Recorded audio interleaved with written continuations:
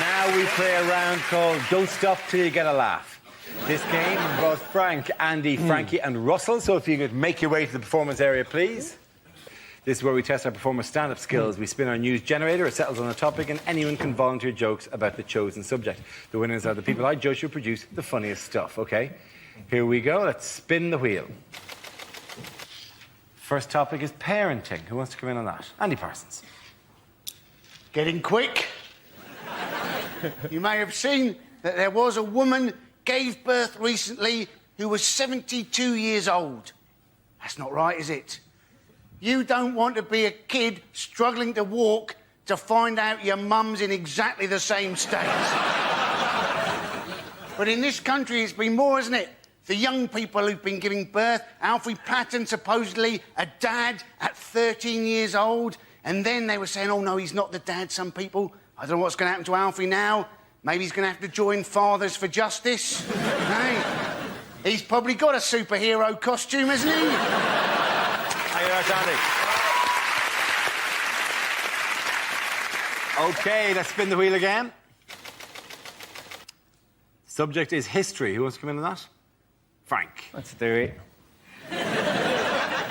Yes, history. I think it's important not to trust history. Don't take things for granted. I watched that film, The Elephant Man, recently, and it suddenly struck me after all these years that the Elephant Man doesn't actually look like an elephant. He doesn't. The Elephant Man doesn't look like an elephant. If anything, he looks like fresh ginger.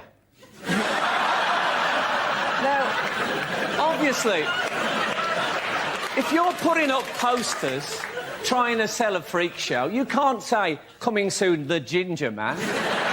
Or people are going to think, OK, they're not the best-looking people in the world, but I'm not paying to see one. Now, you can edit history now, right? They've brought it... Scientists have found out which part of the brain contains your bad memories, and they have developed a drug, you must have read about this, that can actually erase bad memories.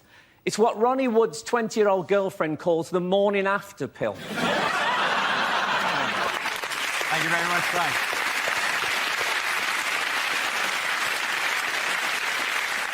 That leaves us with Frankie and Russell. Let's spin the wheel. Next topic is Britain's Got Talent. Frankie. Yeah, I actually watched this series of Britain's Got Talent, or as I think it should be renamed, How Bored Are Britain's Women and Homosexuals? Susan Boyle, to me, looks like Gordon Brown playing Mrs. Doubtfire.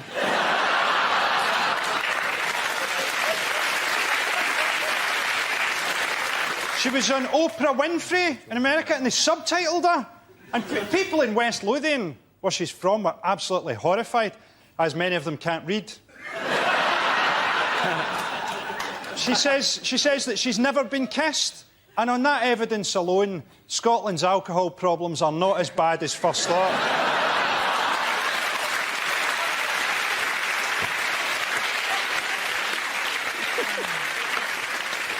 OK, let's see what Russell's been left with. Let's spin the wheel. OK, the topic is human behaviour. Some things you can't help doing. Do you find this? Like, if you get a cold can of Diet Coke, it's not enough for you to go, that is freezing. You have to find somebody you love and put it on their face. You can't... You don't do that with any other food. This soup's boiling in your eyes, but... For some reason, you become a fizzy torch. All right, Mum, Fanta, to the knee! We're all fairly peculiar. Sometimes you think weird thoughts. I was in Tesco the other day. I was offered a bag for life, and I found myself going, I can't commit to that. You know? I don't know what bags are going to be like in the future. I feel like a tool if I got a plastic one in 2024. People go, I've got a new bag. It packs itself and speaks Spanish. Piece of shit. What can you do? I can suffocate a child. That's all you're good for. He can speak Spanish. I can hurt your hands on long journeys. Well done, Russell. Points there go to Andy and Russell.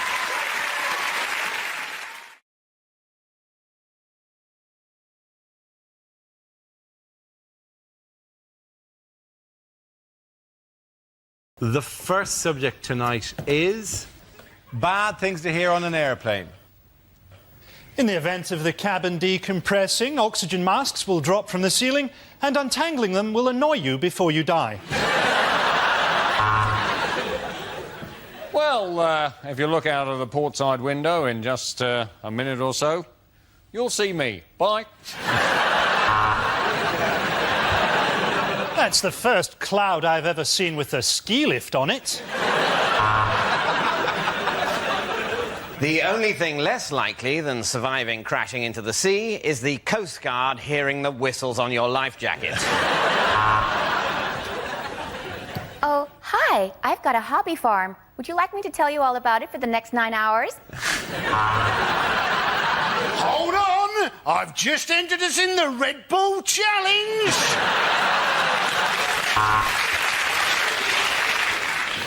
Will the fat people please move to the back of the plane? This is a no-smoking flight, although do feel free to join me in the cockpit where we've opened a window. Punch it, Chewie.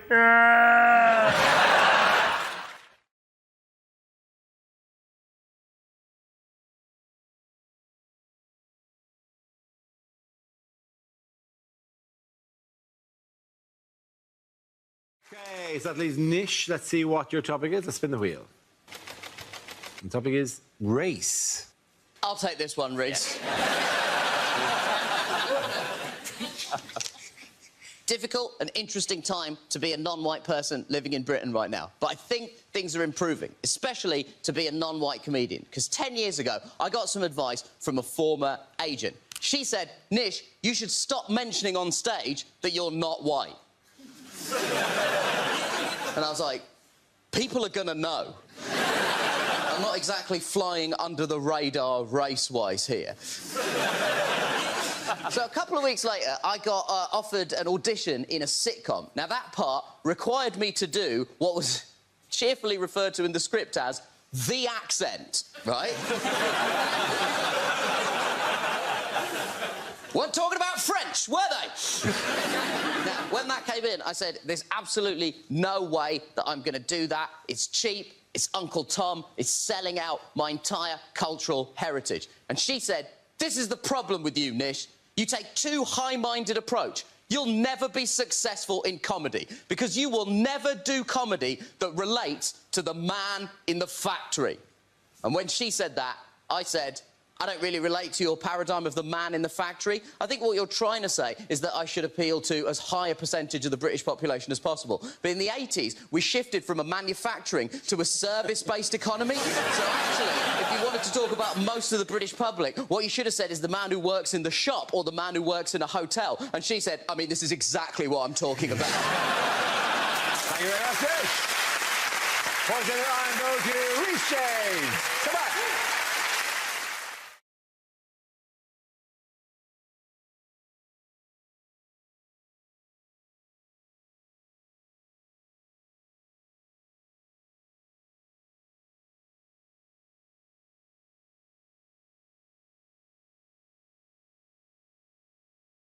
Now we come to scenes we'd like to see. So if everyone can make their way over to the performance area, I'll read out this week's topics, then we'll see what our panelists can come up with.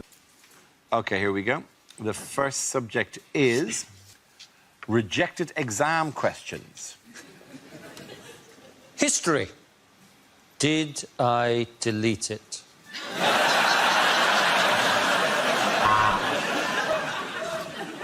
If cycling 10 miles a day uses up 400 calories, explain why Boris Johnson is still a fat bastard. If the sun is 93 million miles away, how can that cost £32 in an Uber?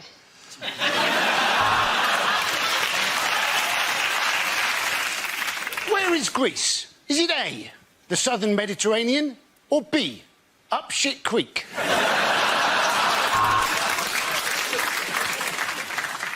What does the French phrase déjà vu literally translate as?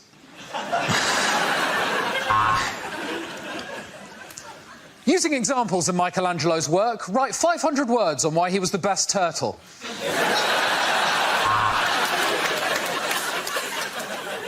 What does the French phrase déjà vu literally translate as?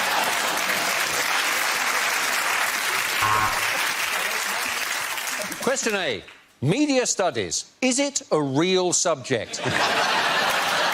Question B. Is it?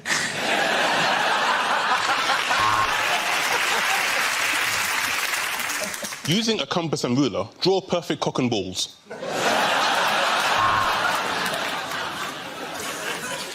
Is this a rhetorical question?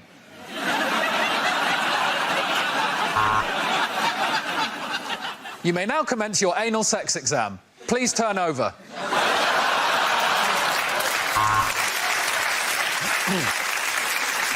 Explain how UKIP became a major force in British politics without using the word wanker.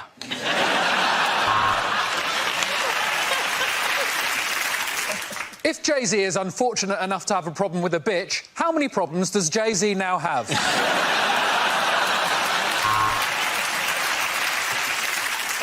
Aggravated violence, question 1. Why might you use a bit of rubber hosepipe? No marks.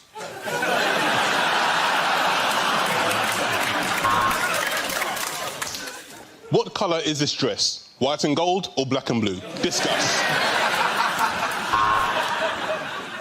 If a train leaves the station at the correct time and arrives at its destination at the correct time, how cool would that be? Chemistry. Me, you. Is there any?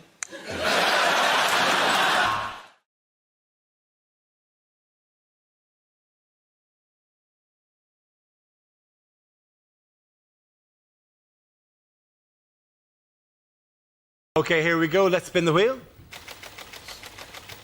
The first subject is alternative medicine. Can I have a volunteer to talk about that?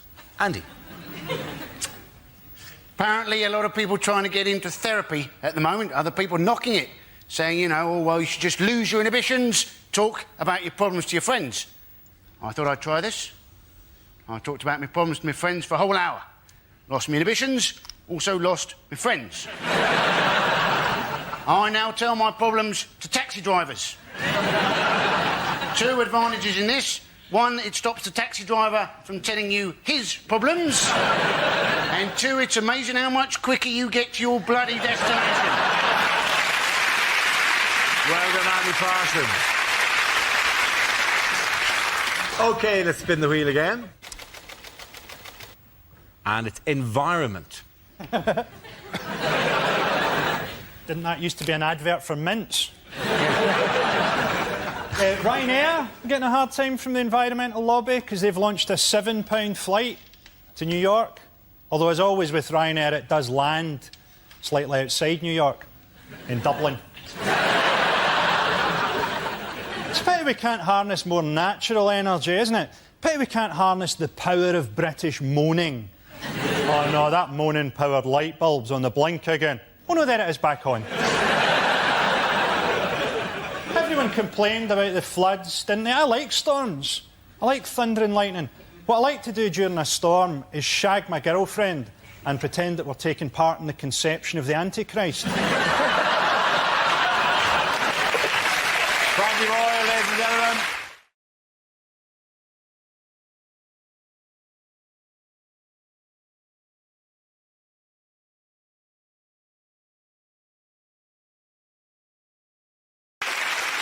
Yes, the question I was looking for was how long is it since man first set foot on the moon, as celebrated this week? It was on July the 21st, 1969, that Neil Armstrong and Buzz Aldrin set foot on the lunar surface, whilst the third member of the Apollo 11 crew, Michael Collins, waited in the spaceship. Collins later said he was sweating like a nervous bride.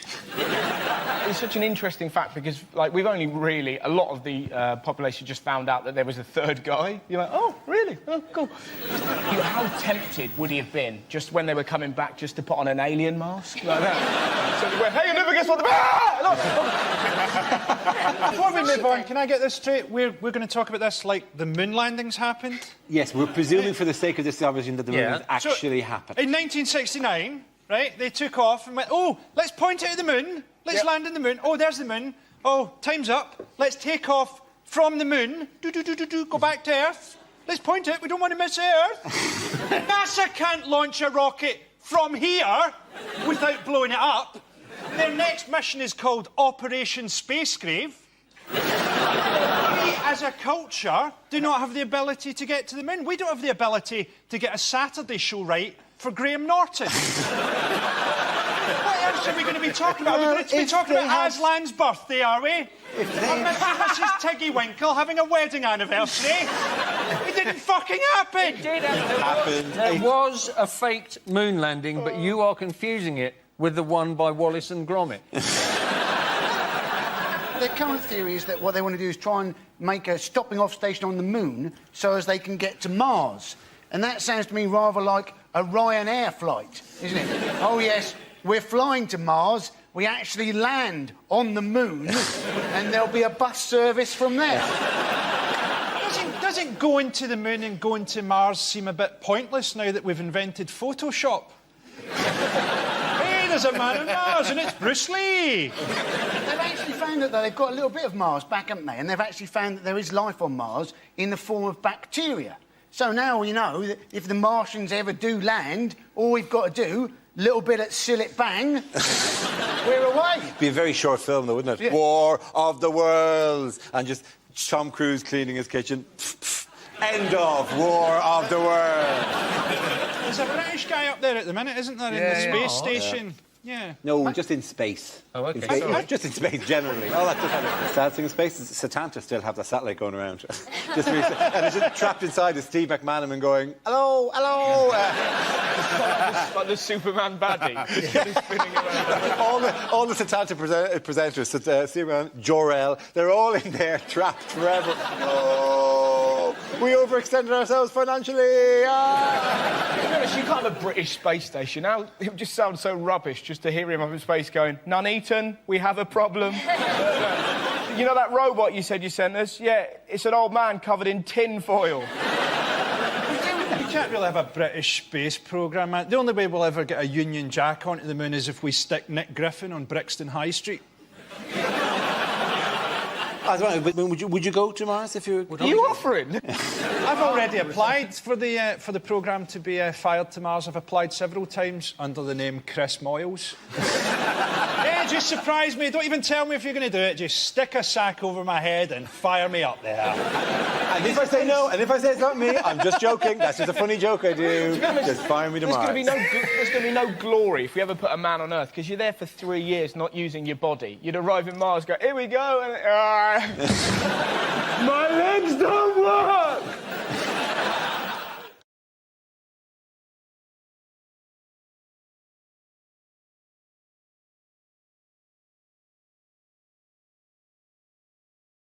Lines you wouldn't hear in a sci-fi movie.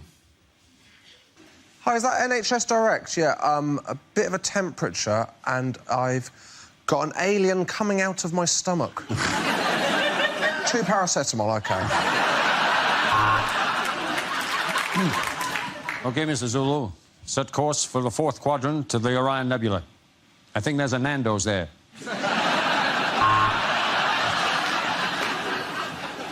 We're sorry to announce that there is a replacement beam down service this weekend between the ship and the planet Splooge.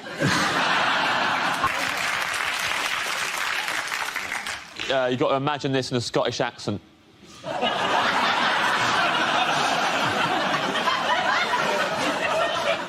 This is our Independence Day.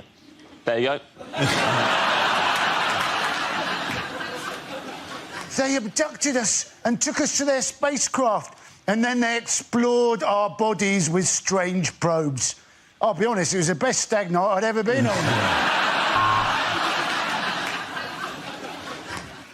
This man can now reach the full potential of his brain. Joey, wake up, you can tie your shoes. Reem.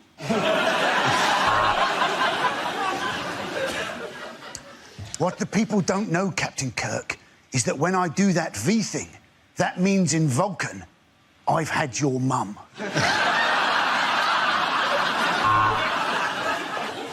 I think this time tunnel is broken. We have gone 1,000 years into the future and Bruce Forsyth is still working.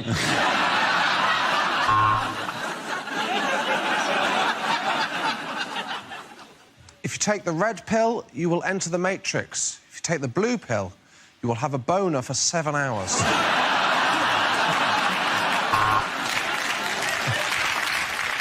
This is it. The machines are taking over. Hashtag apocalypse.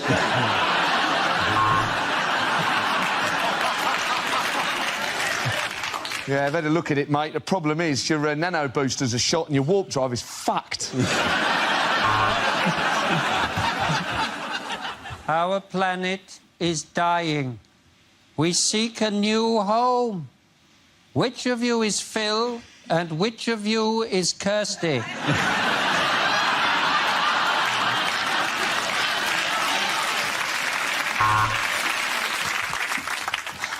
The dinosaurs are killing everyone. Why do we keep reopening this park? Who keeps giving us public liability insurance?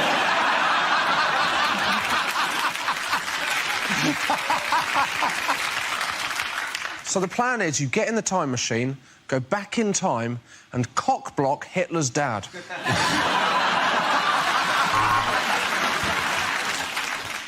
Phone home. Phone in Joan. No, phone home.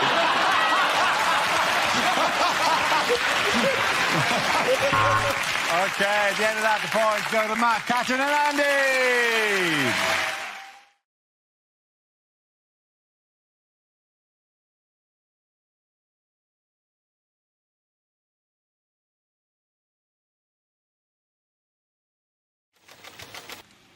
First topic is health. I had to have my penis looked at. By a doctor. I didn't just wake up one morning and go, oh, more people should be looking at this, quite frankly. I used to spend an hour a day at my bedroom window with it pressed up against the glass. It was a scary experience having to go to the doctors. I thought I should build up the courage to get down there and have it looked at. Well, I went in there, my courage flew out the window like a little bird. Because as soon as I went in there, I found out that the doctor who I had an appointment with was a lady doctor. Now, I obviously don't have a problem with ladies being doctors. In fact, give them the vote, that's what I say. But there is a worry if there's a lady poking round down there. In that context, what if your nethers decide, ooh, think it's time to go to work? Luckily, then, I remembered I'm not an Alsatian whose lipstick pops out at the slightest whiff of an undercarriage. I needn't have worried because she was a good doctor, she was a great doctor. She put me at ease straight away using one word. This is what she said. She said, OK, Mr Gamble, just go behind that curtain there and pop it out for me. There's the word pop. Now, pop is a lovely word. As soon as I heard that word, I knew everything was going to be fine because she was not expecting anything big in that area at all. Because the word pop is reserved for very small things. No one has ever said, come in, help me, pop the elephant in the van, have they? So I was relaxed. Better than me going in there and her saying, OK, just heave yourself out your trousers for me. Just haul yourself out the front of your trews. Just swing yourself over in my direction. Maybe I can bring out this Shire horse and he can drag your junk over towards my workstation. Or open this corner cupboard and bring out a team of pantomime dwarves who can shoulder your meat and waddle it over towards me, like pallbearers at a weird circus cock funeral. Thank you. Good job. And the first topic is relationships. Ed. So I've just moved in with my girlfriend. Thanks. Yeah, thanks. Cheers, thanks for the support, Mum. That's good of you. It's good, it's exciting. The first time I've lived with a girl. Obviously, we're finding out a lot more about each other that we didn't know before. What I found out about her is she's kinder, funnier, more sensitive than I ever realised. What we've both found out about me is I am a terrible, terrible prick and so difficult to live with. Because it turns out I am a tidy person. I didn't realise. I thought I was normal. But apparently it is not normal to have a favourite J-cloth. She is a messy, messy lady. She is unbelievable. She's laid back, no worries. She says that a lot. No, who has no worries? Are you dead? Are you a robot? What's wrong with you? You should wake up, worry, go to bed. That is a full day as far as I'm concerned. She genuinely said this out loud the other day. Hakuna Matata. And I'm starting to think the actual Swahili translation of that is doesn't hoover. Because there is underwear everywhere. This is an odd side effect of living with a girl that I did not fully anticipate. I no longer find women's underwear sexually titillating in any way whatsoever. Because I used to be able to just see underwear and that was enough to get me excited. Didn't have to be a woman in it. Just be a bra on the floor and I'd go, ooh, boobs were there. That's enough. Now, nothing like that. I see a pair of knickers now, it's just something the remote control might be under. Well done, Obama. Very good. And the topic is diet. I hope this isn't just a hint that I need to lose weight. I've lost quite a lot of weight recently anyway. I've lost about 6 stone in the last 3 years. Cheers, guys, thanks. I mean, no. Too late, you went with the British reaction. Thank you very much. Just couldn't give a shit, mate. Carry on. We don't... Stop showing off. We don't want to hear about it. Found myself in a bit of a nightmare situation recently. I went to the Middle East to do some gigs. Now, that bit was nice, that was lovely, but they put you up in a hotel where the food is all-you-can-eat buffets 3 times a day for 10 days. Now, this is a nightmare scenario for me because I cannot be trusted at an all-you-can-eat buffet. Sometimes I don't even remember the buffet bit. All I remember is picking up a plate and I'll wake up 6 hours later covered in rice and sauce.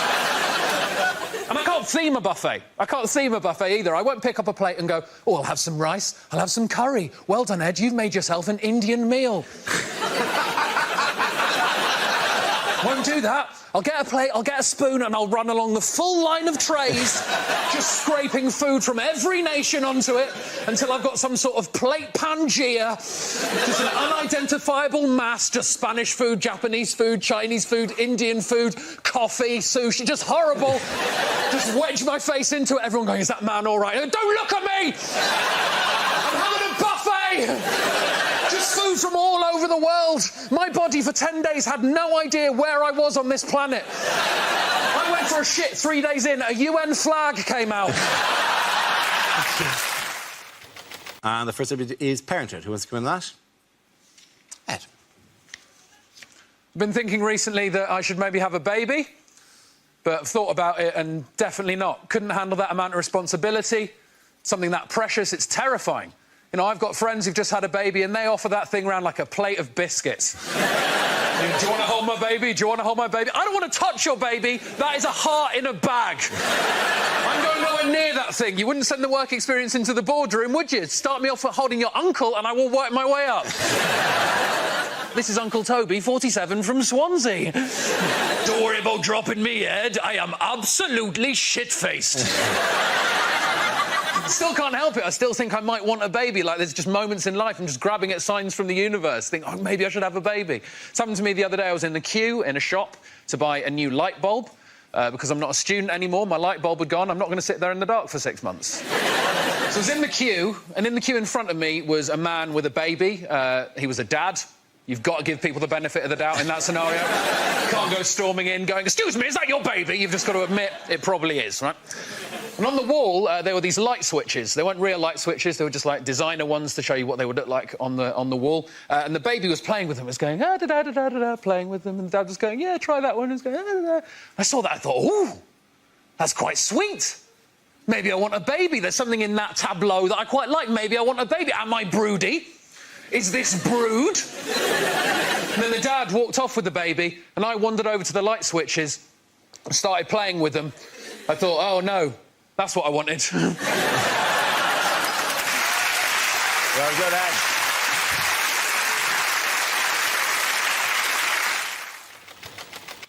And the first subject is health. Ed Campbell.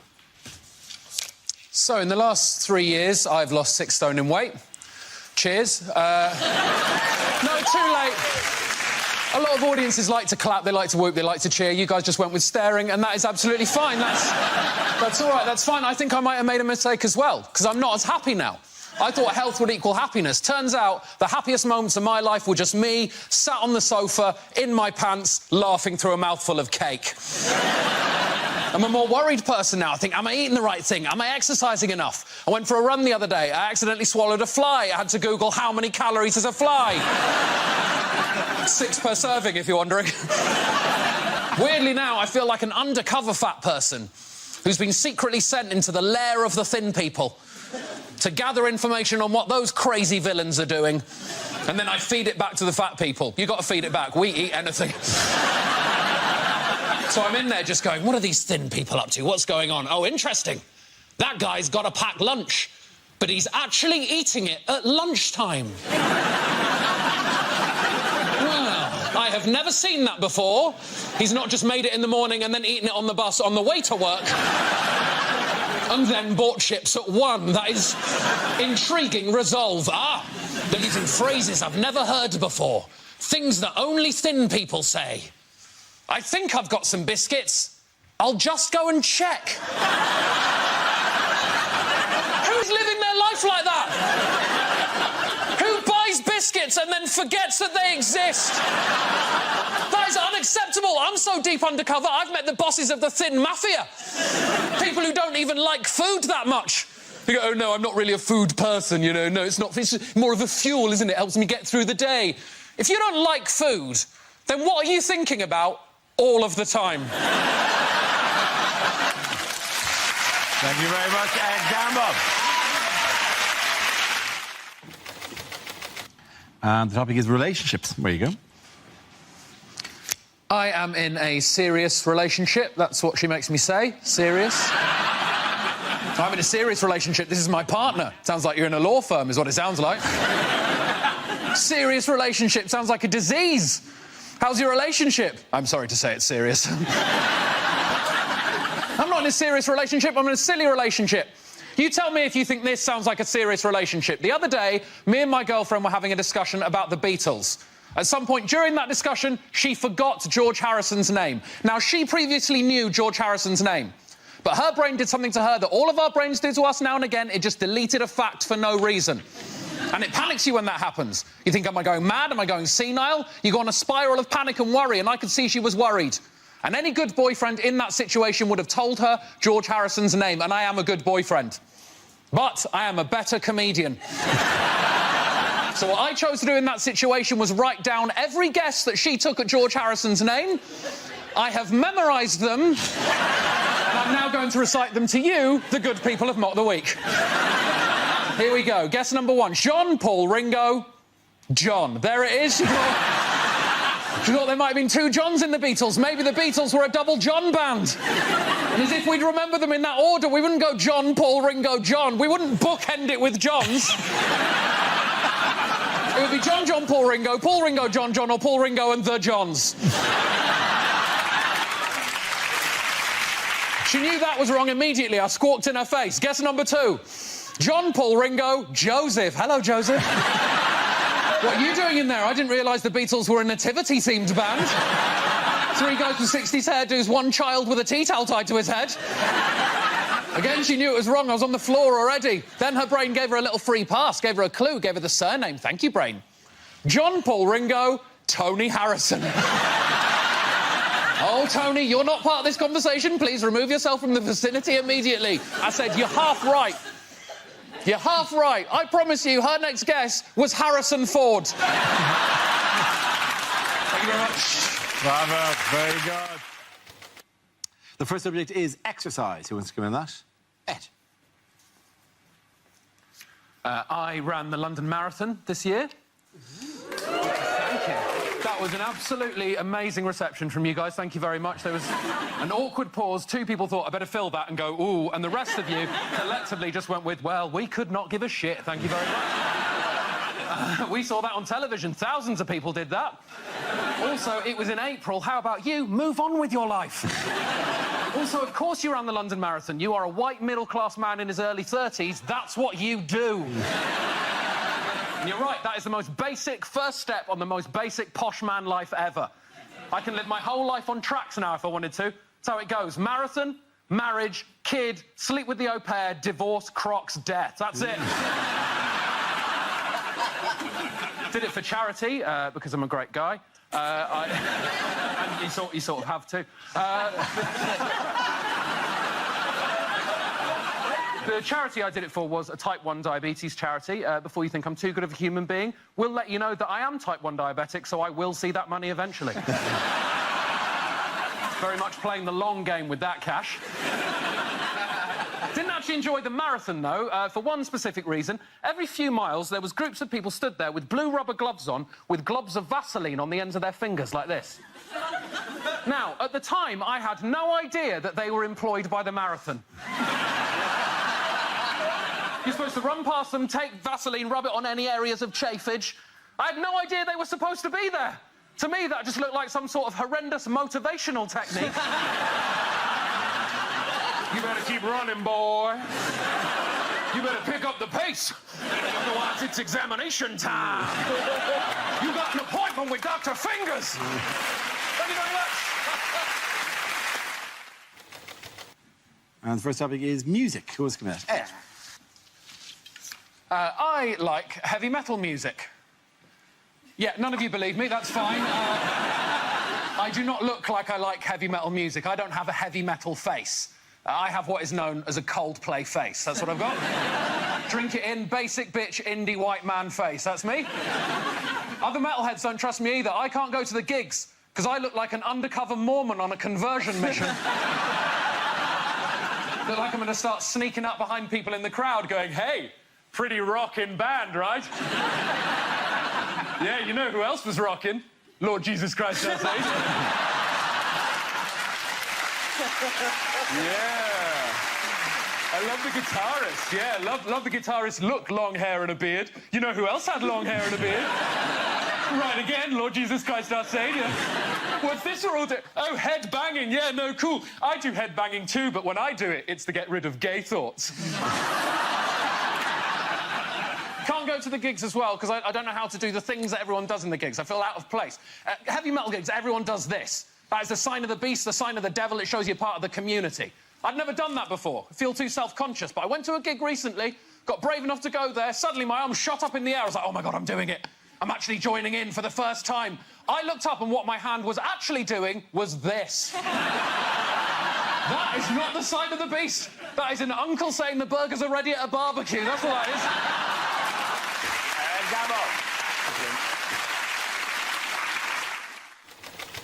The first subject is courage. Who's coming out? Ed Gamble. There it is, the traditional representation of courage. I got called a pussy the other day. You're all just going to sit there and go, yeah.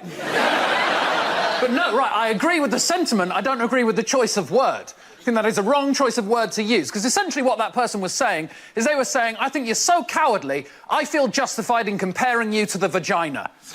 I think that is very unfair on the vagina. There is nothing cowardly about that thing. That is the bravest thing in the universe. It pushes whole humans out of it.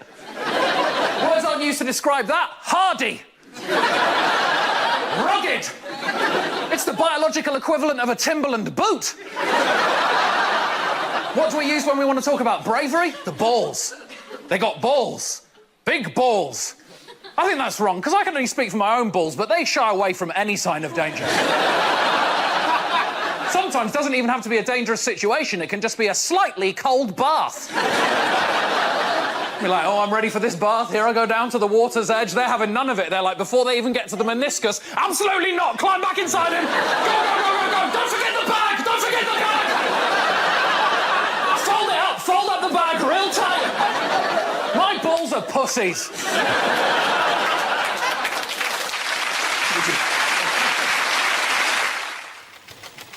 And the topic is diet. So, my last job was handing out chocolate bars in a Dubai hotel.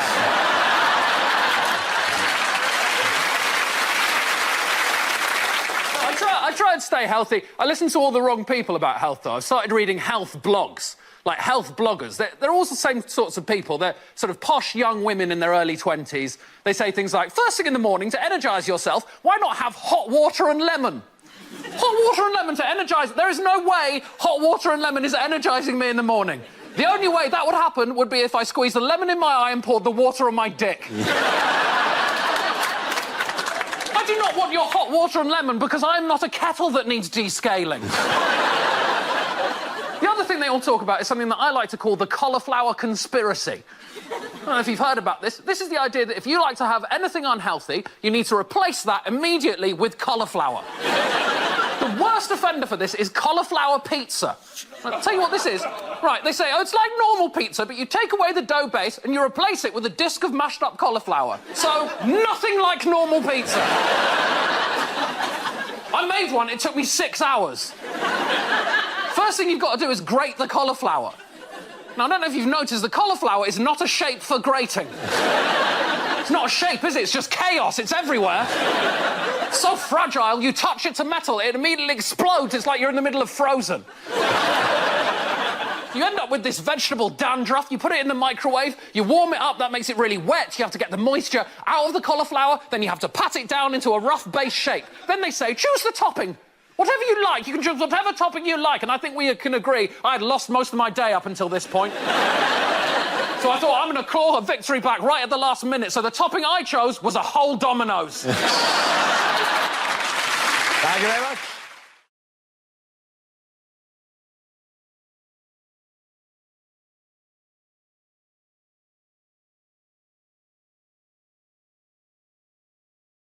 Now we play a round called My Mock Shake Brings All the Boys to the Arch. This game involves Milton Jones and Ed Gamble, so if you could make your way to the performance area, please. This round is a stand-up challenge. I launched a wheel of news, and wherever it chooses to stop, one of our performers must step forward and talk about that topic. OK, here we go. First subject, please. And the first topic is relationships. Ed. So I've just moved in with my girlfriend. Thanks. Yeah, thanks. Cheers, thanks for the support, Mum. That's good of you. It's good, it's exciting. The first time I've lived with a girl. Obviously, we're finding out a lot more about each other that we didn't know before. What I found out about her is she's kinder, funnier, more sensitive than I ever realised. What we've both found out about me is I am a terrible, terrible prick and so difficult to live with. Because it turns out I am a tidy person. I didn't realise. I thought I was normal. But apparently, it is not normal to have a favourite J-cloth. She is a messy, messy lady. She is unbelievable. She's laid back, no worries. She says that a lot. No, who has no worries? Are you dead? Are you a robot? What's wrong with you? You should wake up, worry, go to bed. That is a full day as far as I'm concerned.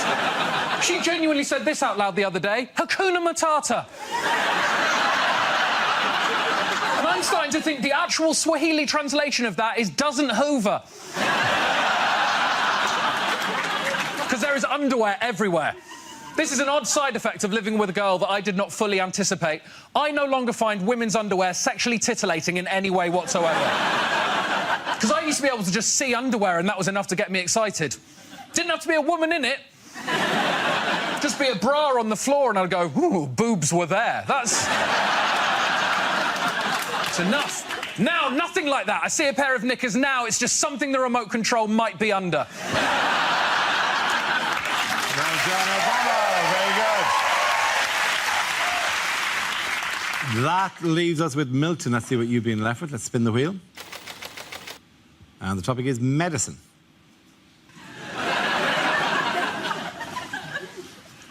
I have to go to the chemist soon to collect my prescription. Not from PC World like last time. Those tablets were very difficult to swallow.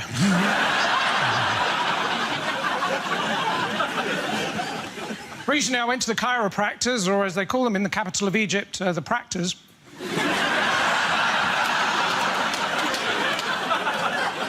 And I put my back out trying to shoot horses, but it turns out the World Health Organization aren't trying to eradicate polo. My dad was a doctor, my mum was a nurse. They had 6 children. We all left home early. Well, they needed the beds. I remember the birthday I asked for that game, Operation. 3 years I waited.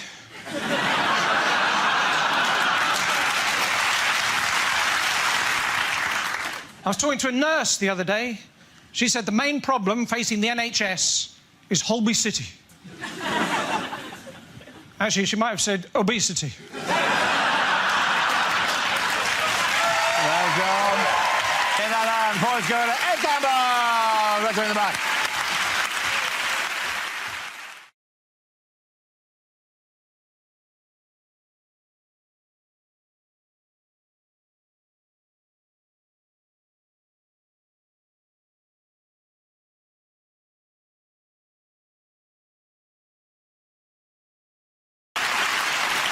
Our next round is called If This Is the Answer, What Is the Question? On the board are 6 categories. John, which category would you like? I would like sport, please, Dara. OK, your category is sport, and the answer is 1.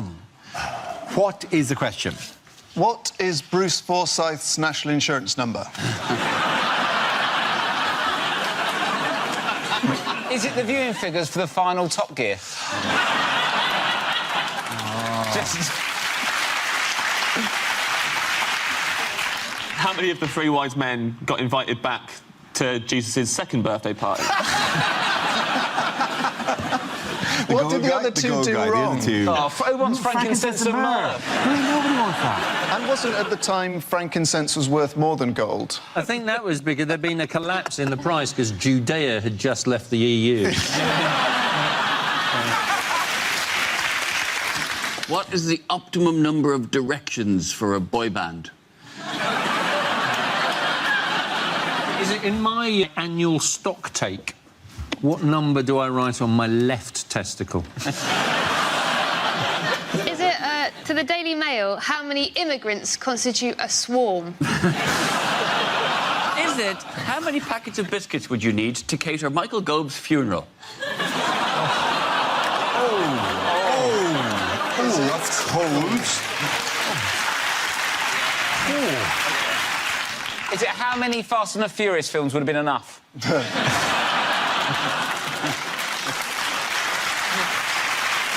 Is it? Yeah. How many times have I dropped a bath bomb in a lemonade? It was that good, was it? Put it this way, mate, you don't do it twice. Is it what David Cameron's going to give Miss Piggy now he's not Prime Minister? It took a long time to get to 1. Is it how many people is the reservation for, Mr Corbyn? Can we have the correct answer, please? Is it how many times has Wales got to the semi-finals of the Euros? Absolutely right. Thank you very much, Holly Ward. Very good. Yes, this question celebrates the first. How many times have Wales made it to at least the semi-finals of a major international football tournament? Now, this is recorded, obviously, on Tuesday. We don't know how it went against Portugal last night. But are we enjoying, or have we enjoyed, Wales in this tournament? Yeah. Yeah, man.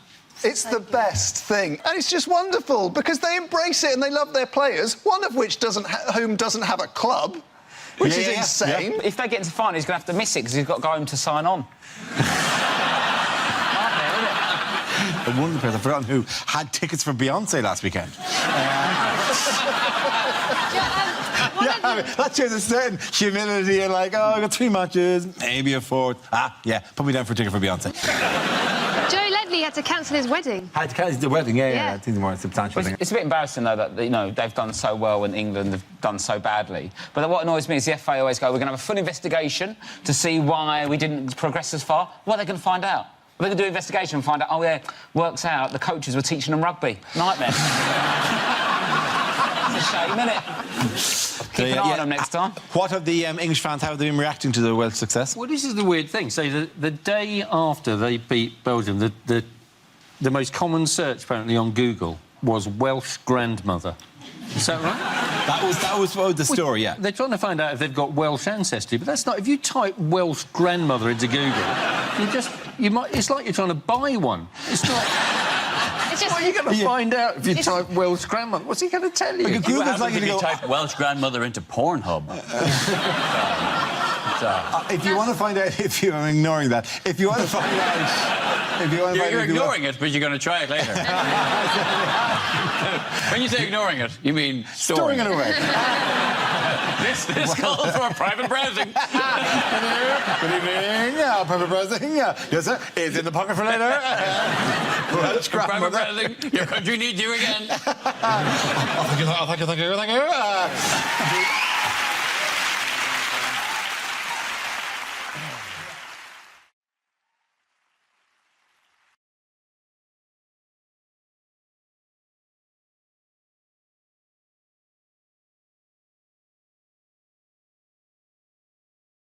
Start with a round called If This Is the Answer, What Is the Question? On the board are 6 categories. Zoe, which category would you like? Politics, please. OK, your category is politics. The answer is 50%. What is the question? What is the name of 50 Cent's mathematician brother? Is it what does Heather Mills save on IMAC? What is the most you'll have to pay for a sofa at DFS? What is a bad answer to the phrase, how much do you love me? Is it the percentage of Ant and Dec that is forehead? Is it you're a 19-year-old Glaswegian male, how much of your life is left? Is it if I entered an orgy covered in Marmite, what would be my success rate? But to be honest, I always find that when people say, oh, I'm a Marmite kind of person, people either love me or hate me. They're always people that everybody hates. Is it how much of Silvio Berlusconi is made of oil? Is it what percentage of the population, rather than a TV debate, would like to see Cameron and Brown have a cage fight? I would love to see that. So would I. Yeah. Who would win that?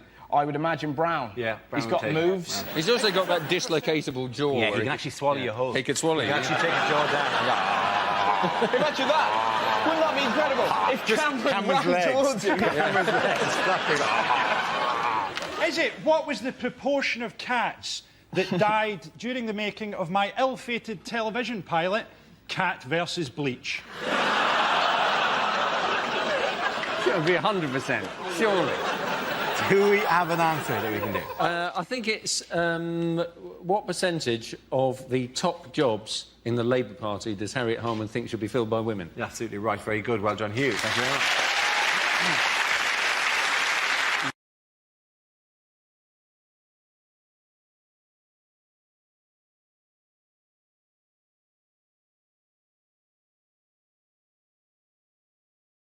First subject is unlikely things for a sports commentator to say. And that's a wonderful sleight of hand from the Welsh fly half. He's picked up the loose ball, he's tucked it back in his shorts, and nobody seems to have noticed. I can see Nico Rosberg's helmet.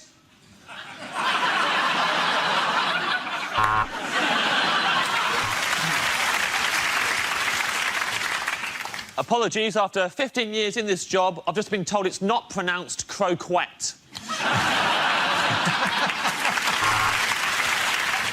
And after that victory, they'll be dancing on the street of Samoa tonight. 100 metres in 4 hours, 26 minutes, and that is metre reading at its very best. Now, Garry Kasparov, he's going to move his pawn. And he's done it just in time. His wife's home, but he's got it under the bed.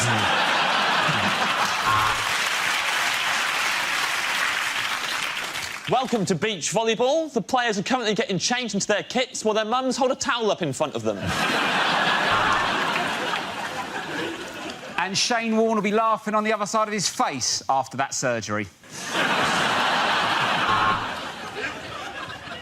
I'd like to apologise. What you're watching is, in fact, judo, and not, as I said earlier, timed pyjama cuddling.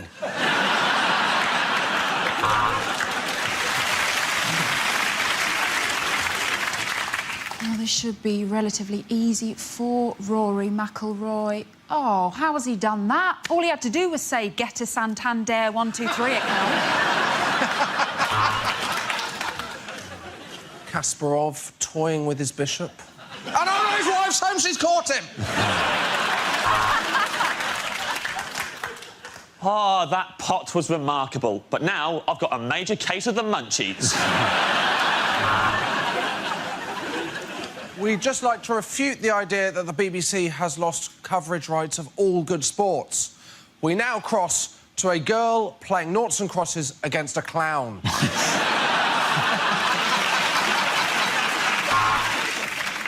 What a thrilling cricket match.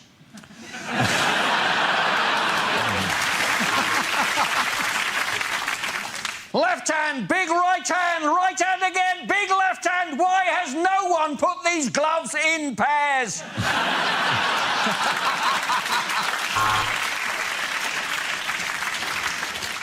What the fuck is a furlong?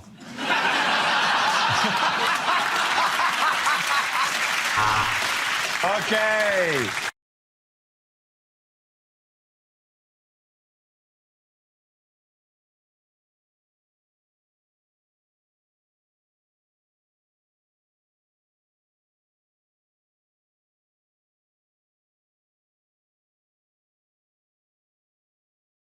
Start with a round called If This Is the Answer, What Is the Question? On the board are 6 categories. Gina, which category would you like? Entertainment news. OK, entertainment news. The answer is 50 nights. What is the question? Is it how long does it take me to successfully build an IKEA wardrobe? Is it if an MP spent one night in a hotel, how many nights would he claim for?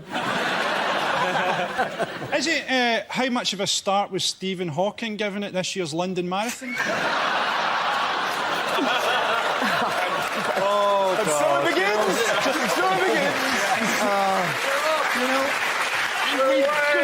The show has been going 10 seconds.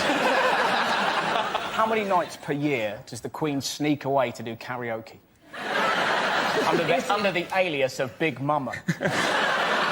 Is it how many late shifts would you have to do at B&Q before you came to dismiss life as a grotesque pantomime? Is it dogs often go to fetch help when their master is in trouble? How long would you have to be lying dead before your cat gave a shit?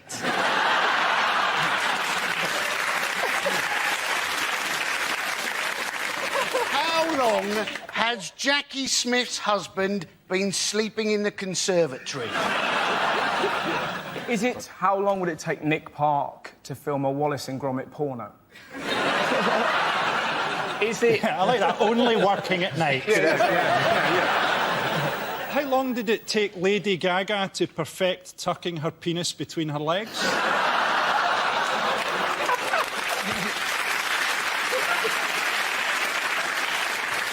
Is it which themed disco evenings have the most restrictive age policy? 50 nights.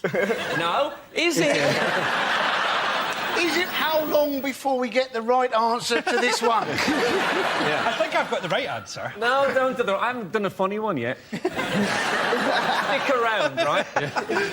Is it generally speaking what separates 51 days?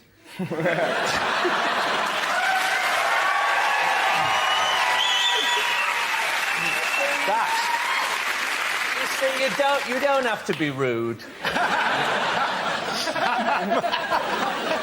Is it the number of nights that Michael Jackson was going to play the O2 Arena? It is, of course. Absolutely. Thank you very much, Dan.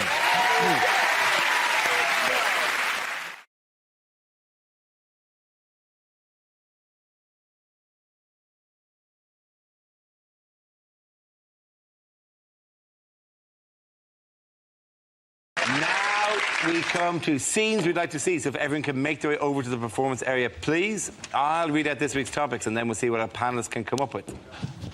OK, here we go. The first subject is unlikely complaints to TV channels. Dear Jim will fix it. Why aren't you replying to me letters?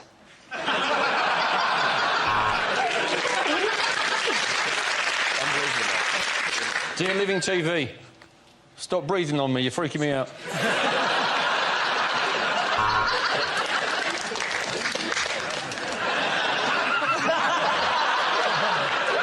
Dear BBC, I find it extremely offensive that after each scene we'd like to see, the host, Dara O'Brien, appears to emit a loud fart.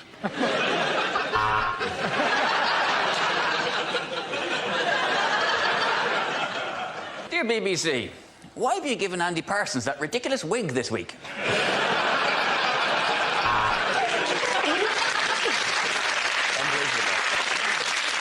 Dear BBC, I recently saw something on the Antiques Roadshow I would like to purchase.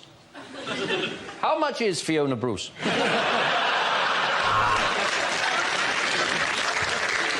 Dear Dragon's Den, I have lost my keys, and for that reason, I'm out.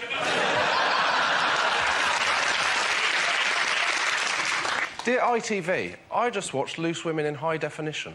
Please remove this option.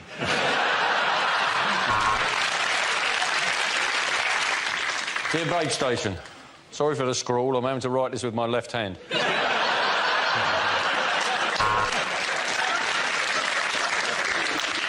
Dear Babe Station, I've watched your channel for 10 hours now, and I've yet to see a film about a pig working as a sheepdog. However, I shall persevere. Dear Channel 5, I have watched Celebrity Big Brother. I think it should be renamed Big Brother. Dear BBC, why don't you get Irish comedian Ed Byrne to do a documentary about ladies' pants?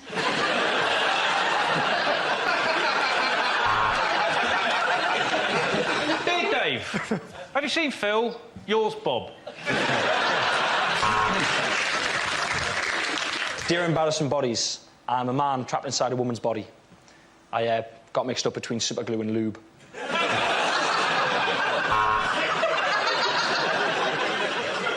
Dear Dave Jarvu, have you seen Phil Jarvu? Yours, Bob Jarvu.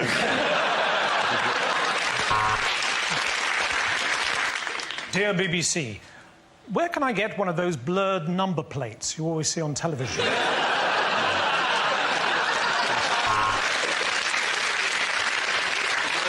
Dear Embarrassing Bodies, I think there may be something wrong with my penis. I've enclosed it in an envelope for you to have.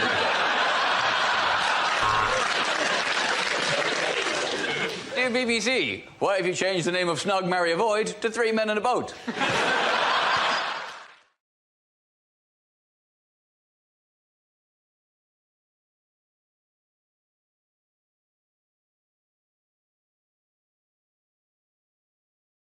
OK, the next subject, please. Let's spin the wheel. Next subject is science. Who wants to come in that? Chris Harrison. I'll tell you the problem with science, right? The problem with science is it refuses to speak the language of those of us who don't understand science, right? Even when it's the job of science to be talking to us numpties, it can't bring itself to speak as we do. Pick up a packet of paracetamol, right? Look at the instructions on the back of that. It says, for the treatment of neuralgia, fibrositis, muscular whatever. We don't talk like that. If that talked anything like us, that would say, for the treatment of the worst headache I've ever had in my life. A pain in my side, I'm sure, actually is cancer this time. My wife's had to help me out of the car. It's coming out of both ends like someone's hit a pan of chocolat with a mallet.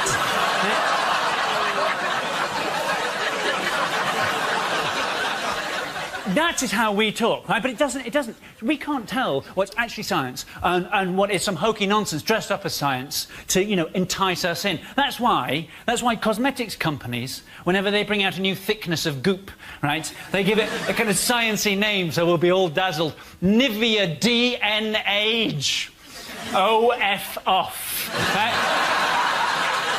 Avon's new cream is called a Nugenics. What? A Nugenics, right? That's been through marketing, that's been through focus groups, design. Did nobody at any point go, a Nugenics? You don't think that sounds a bit Third Reich-y, maybe? What next? New pro-genocide, now with anti-Semitox. Sandra, can I borrow your ethnic cleanser?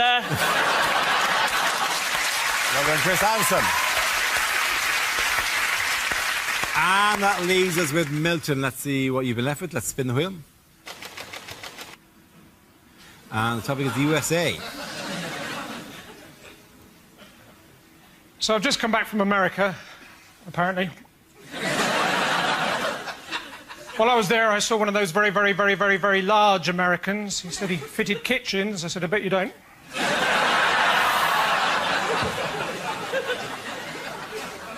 I went up to this girl, I said, what's your name? She said, Chantal. I said, well, if you're not going to tell me your name...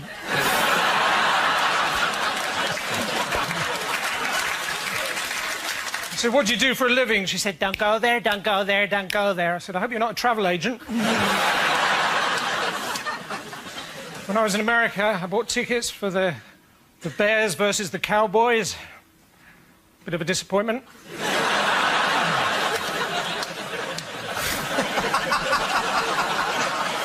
want to see Bears versus Cowboys. And then I bought tickets for the Giants versus the Jets. Another missed opportunity. Then I bought tickets for the Packers versus the Dolphins. Get in the box, get in the box. Thank you very much. Points for everyone there. Let's all sit back. Come on.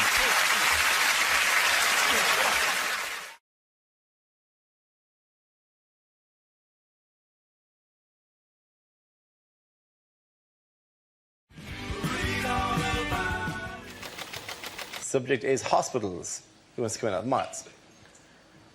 Hospitals. I can understand why some people think that they're a good idea. I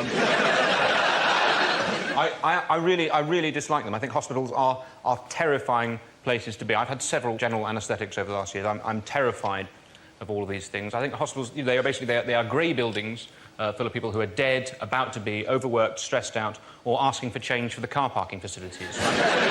That's all they... I can't understand, therefore, why, even now, even today, we have this thing where the idea that a nurse's uniform is considered sexy. Now, I've got no doubt whatsoever that lots and lots of nurses themselves, I should imagine some of them unbelievable creatures, but the idea...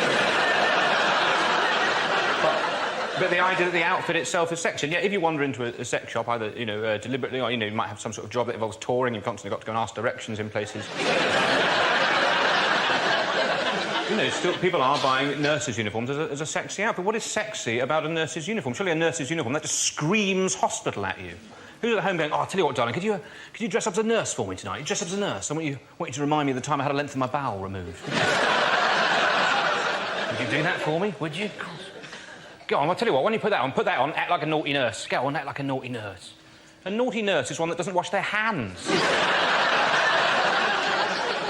That smothers you with a pillow, having subtly encouraged you to alter your own will. Thank you very much, Miles. OK, that leaves us with Milton. Let's see what you can answer. Let's spin the wheel. It's travel. Away you go. Keep Britain tidy. Chop off Norfolk and Cornwall.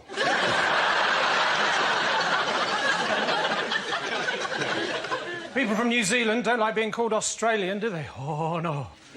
What people from Britain don't realise is an entirely separate culture. There's a great big sea between the two places. What people from New Zealand don't realise is that we in Britain don't care.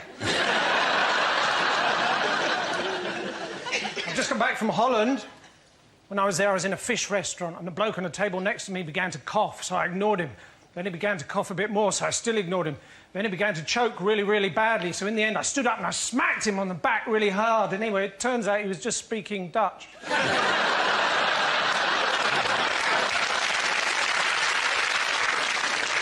That works with Welsh as well.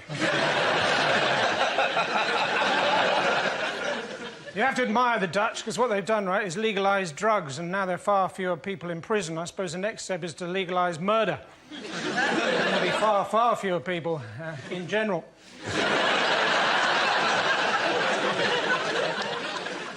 Sometimes, though, it's difficult to know if you remember something or you remember the photograph of something. I think my earliest memory is of being in America, standing over an air vent and my skirt billowing up. That's also very funny today. Read all about it. Boys there, the Midland Jones. Come on back.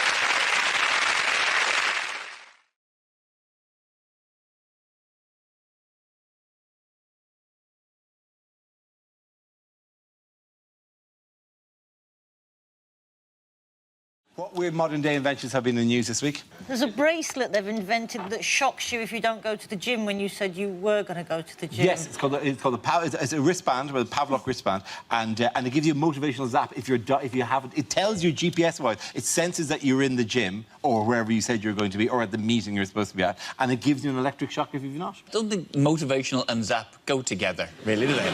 It's basically a watch for masochists, isn't it? Yes. You know, it's like, I've been a bad boy.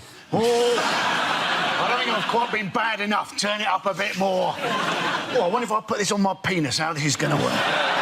You wouldn't need to... Just make sure you're not down to 2%, you'll be all right. they're saying if you go to the wrong website, it'll give you a little shock so you don't go on the website. Yes, it but does surely do if you that. go on a website that you shouldn't really be on, you just delete history, don't you? I mean, the tricky bit is not deleting history. The tricky bit is then going on all the innocuous websites afterwards so as it doesn't look like you've deleted history. That's the tricky bit, isn't it? History seems to be very empty in this computer because Yeah, I saw you on it all evening yesterday. Yeah, I never touched the I've never on it like that, yeah. Yes. Private browsing, Andy, private browsing. My favourite member of the Army Corps, private browsing. Good afternoon, private browsing. Are you on duty again? I certainly am, I shall be protecting you from any inappropriate sites. Private browsing, reporting for duty. Pants down, private browsing in here. I should protect your browsing while you shop for gifts for your wife. Because that is apparently what private browsing was invented for. I love that. Oh, I mean, I've got private browsing on because I'm shopping for some gifts for my wife. Oh, really? You seem to be buying her pornography. Are you sure this is the gift she particularly wants? Private browsing. Reporting for She duty. told me that her favourite film as a child was Double Fist and Fist.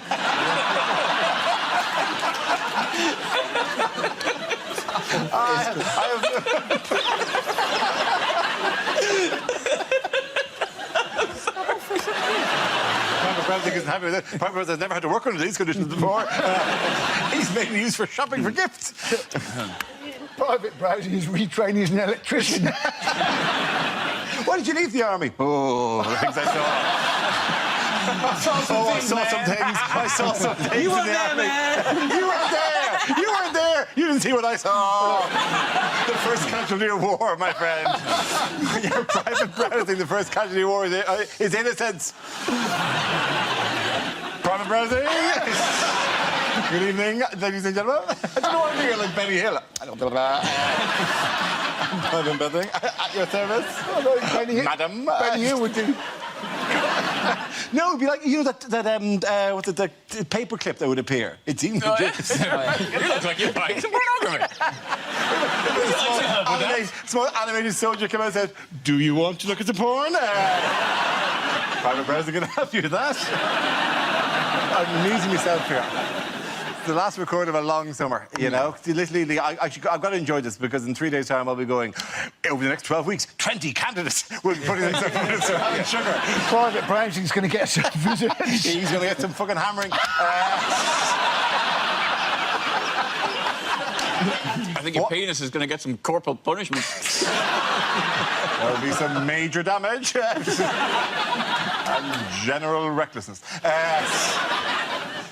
What do you, Trent and Colonel Abrams? That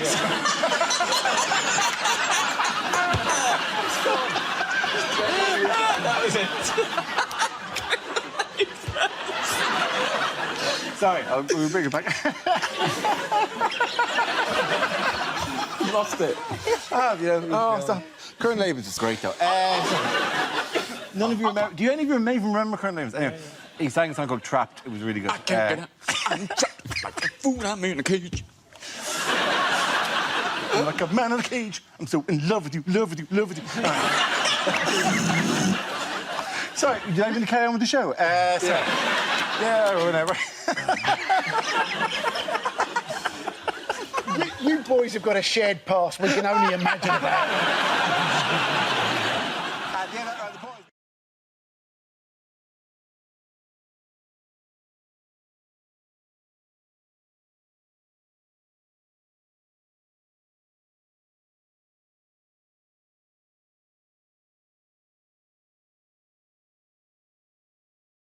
Love a quiz. It is our Liz quiz.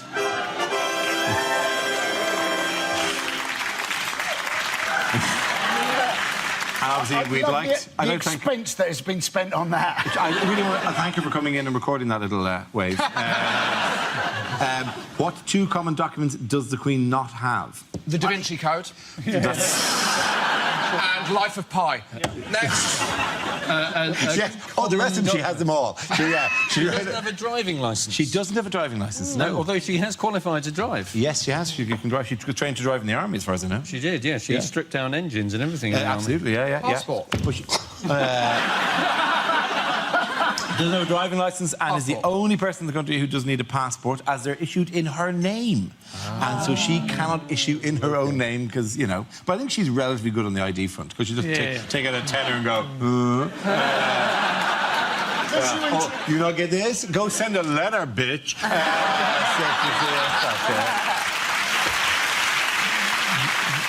What did the Queen invent with a dachshund and a corgi? A doggy.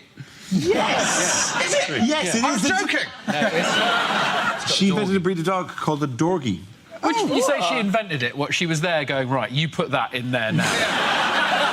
She didn't invent it, though, did she? According to this card, yes, she did. She couldn't have gone on Dragon's Den.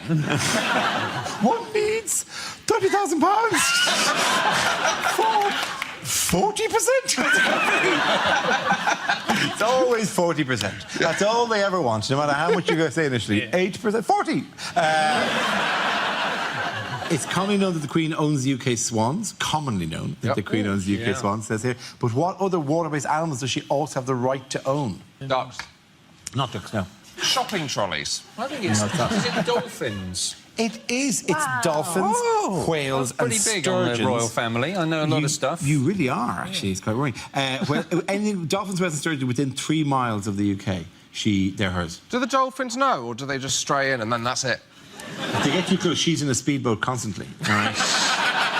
Just patrolling that 3-mile limit around the country, right? With her army of swans. With her army of swans who work to track them.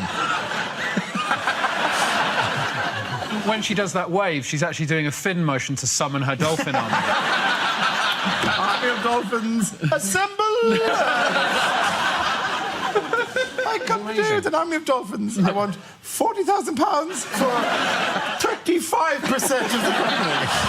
I have invented a swolfin.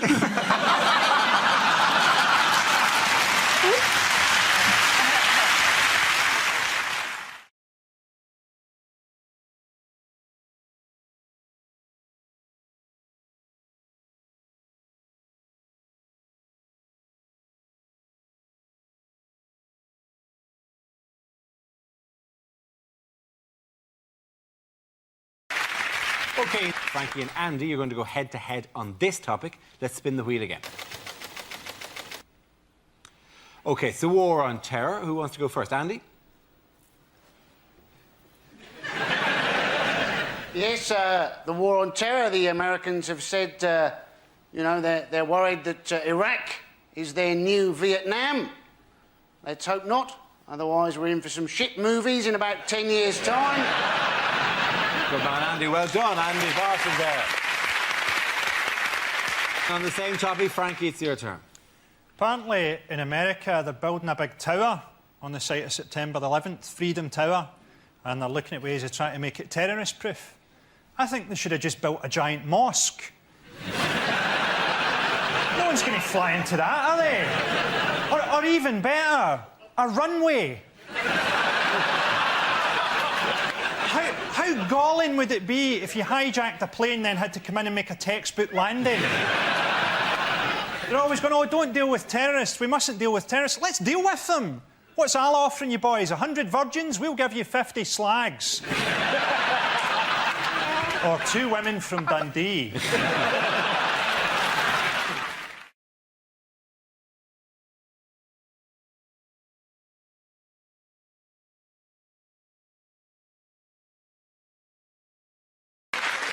OK, now we come to our final quickfire round called Scenes We'd Like to See. This is for everyone, so if you can make your way to the performance area, please. I cut ideas for scenarios we'd love to see, and the performers come in with their suggestions. OK, here we go. The first subject is unlikely things to hear on a consumer programme.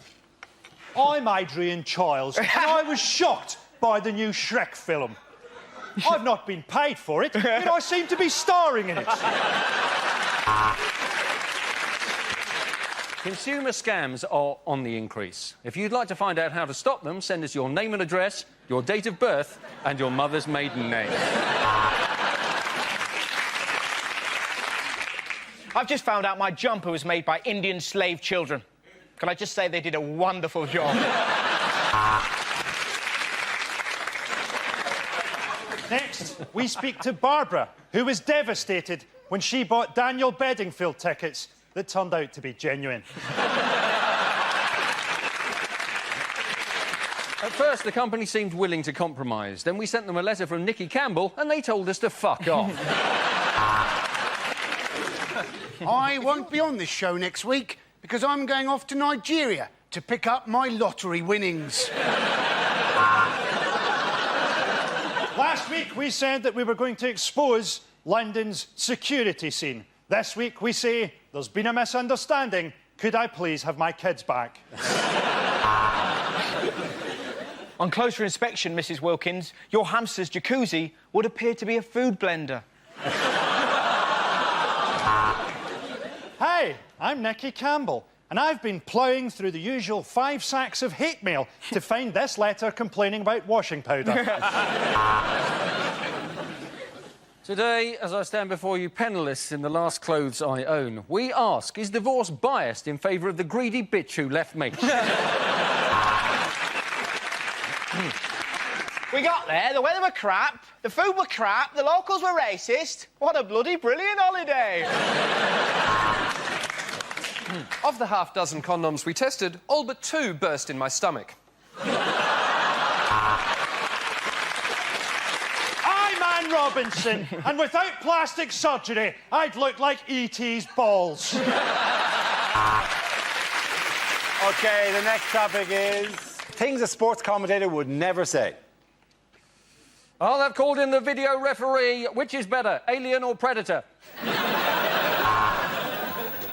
Oh, yes, and that's a beautiful uppercut. And another one. But, hey, the DJ is still not going to change the track for Stephen Gerrard. Jimmy White holding up the cue there as he collapses at the Telenoid bins. Welcome to Robot Wars. Cruncher, ready! Stephen Hawkins, ready.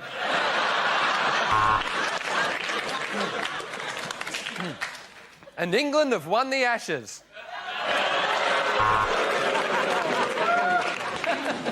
It's the women's 100 metres final, and from left to right, it's no, no, yes, maybe, from behind. Definitely not. The Queen smashes Camilla in the face and Prince Philip hits her with a hammer. This is what I call a Royal Rumble. Venus Williams has brought something different to the ladies' game. Male genitalia. Oh, he's great with a dead ball. When I had one, I had to sit down for a week. And I think that massive widescreen close-up of the wedgie goes some way to explaining why we don't normally televise judo. And that bloody smear is the reason you don't see a lot of streakers in Formula 1. Some people on the pitch, they think it's all over. It is now. The Chinese secret police have shot them. Well, he's finally got his head down. His hands are firmly round the shaft. Which is why I'm handing over to John Infidel. Overpaid knocks it on to overrated. Overrated on to possible rapist knocks it forward. Closet gay, goal! OK, at the end of that, the point goes to Frankie, Hugh and Adam.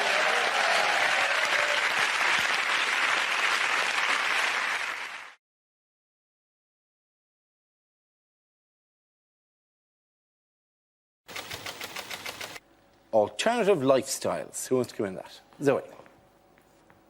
Alternative lifestyles. A friend of mine actually recently bought me a book on Feng Shui. Feng Shui. I was like, Feng Shui my arse. And by that, I don't mean move it further up my back to make my shoulders look better. You know, I know people do yoga to balance the body, and I can kind of see that. But to be honest with you, I can balance my own body beautifully with a pint in one hand and a pie in the other. And I take an all-or-nothing approach to alternative medicines. I think the test is, would you use it in an emergency, OK? Do you see many herbalist ambulances? That's what I'm asking. Yeah, help me me I've sawn my own arm off, have you? What you want to do there is wave a bit of sage over it. In fact, while I'm on it, don't get me wound up, I don't even think vegetarians should be allowed to squash their vegetarian food into meat-based products. You know the ones I'm talking about, the veggie burgers, the veggie bangers. I think, no, sorry, you made your choice. If you don't want the meat, you can't have the shapes.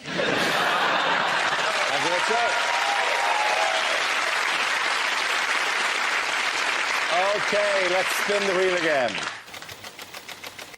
The subject is fatherhood. Who wants to come in on that? Al. I'm a dad, and I can tell you already that child needs discipline. I'm a dad. I like being a dad. It's good fun being a dad, but I love mums as well. I'm a big fan of mums. My mum's one, and my wife's one, and lots of my friends are mums. And for a whole night, quite recently, I thought I might be a mum. I'm not. I'm a dad, but here's what happened. My wife went out for some drinks with some other mums, and I stayed in and had a really nice bath and a glass of wine. Yeah, I had a mum's night in. Brilliant night in as well, mums. I can totally see why it caught on amongst the mum community. It's great. It's much better than being out in a pub talking to idiots about nothing. I really enjoyed it. Quite disconcerting as well. I got out of the bath and just got the towel and twisted it around on the top of my head like that.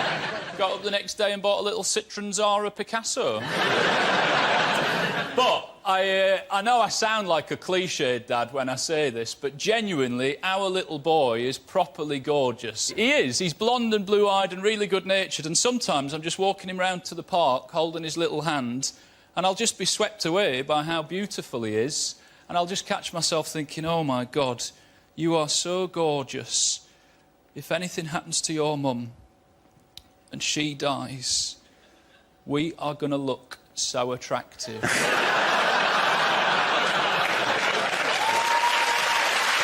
done, Alan. OK, which leaves us with Milton. Let's see what topic we have. It's entertainment.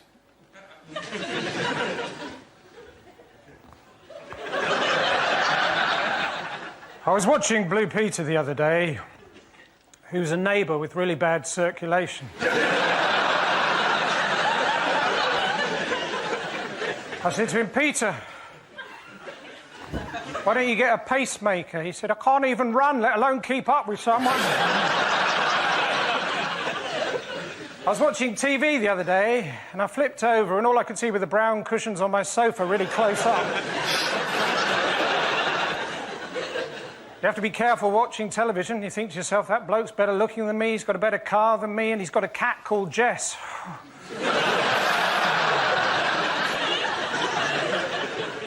My favourite film is the French film And. I think it was released over here as E.T.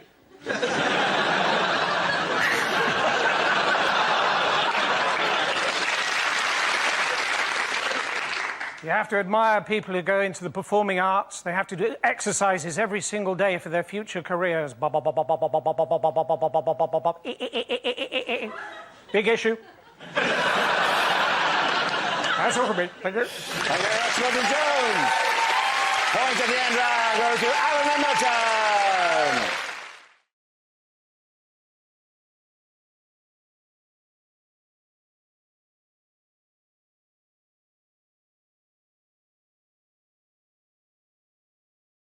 OK, next topic. Unlikely things to hear on a makeover show. Look, Gotwan, I know you're trying to build my confidence up, but you can stop grabbing my tits and shouting bangers. Welcome to Changing Rooms. This one's in the lingerie department at Debenhams.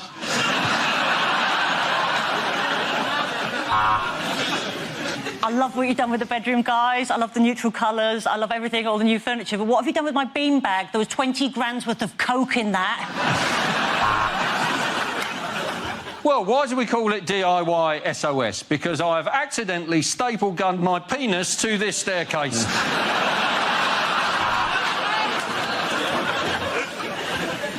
Welcome to Straight Eye for the Straight Guy, where the advice is always spray Lynx on your crotch. Mrs. Patterson says her downstairs is a little damp. Don't worry, Alan Titchmarsh has that effect on a lot of women your age. When Susan approached us, she was overweight, she had terrible hair, and her self-esteem was at rock bottom. But now, thanks to our team, she's got a new kitchen.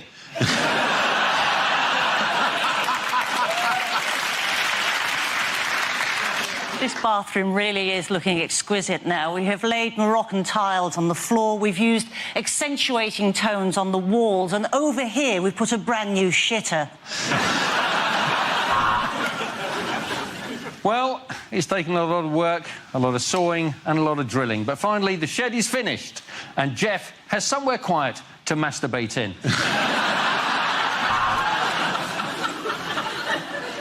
Oh, wow, she looked hideous before, didn't she? Oh, that's after, sorry.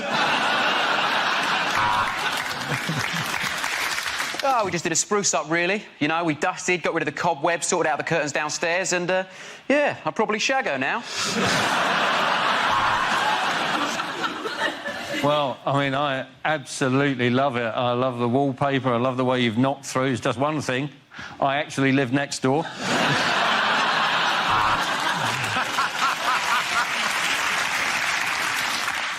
I showed this couple from Sussex a delightful little semi earlier and said if they touch it, I'll do up their house. What your hair needs is volume and lots of body. So here's Brian Blessed. Why did you give me more teeth?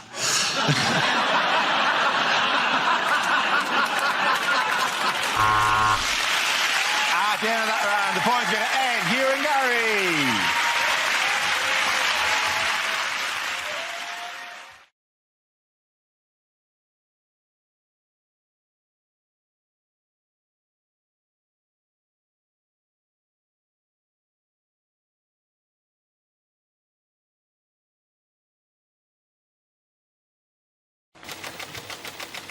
The first subject is holidays. Who wants to come in on that?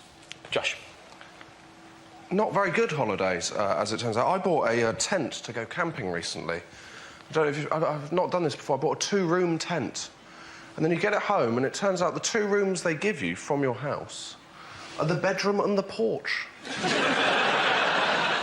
I'll show you. If I was going to take 2 rooms from my house on holiday with me, very low on the list would be the porch. I would choose the bedroom and the bathroom. So not camping. Never have I woken up at 4 a.m. and thought, I need to get to a porch. If I don't get to a porch, there is going to be an accident. If there was no porch on your tent, you wouldn't have an issue. You wouldn't get your tent out and go, oh, my God, no porch. Or where am I going to put my hat stand? I've got yellow pages and 84 pieces of junk mail. I need a porch on these things. I never went on good holidays when I was a child. My dad was one of those people that was afraid of flying. He'd go, it's not natural, is it? Because if we were going to fly, we'd have wings. It's for birds, it's not for humans. But that's a terrible argument, isn't it? Because that's what technology is for.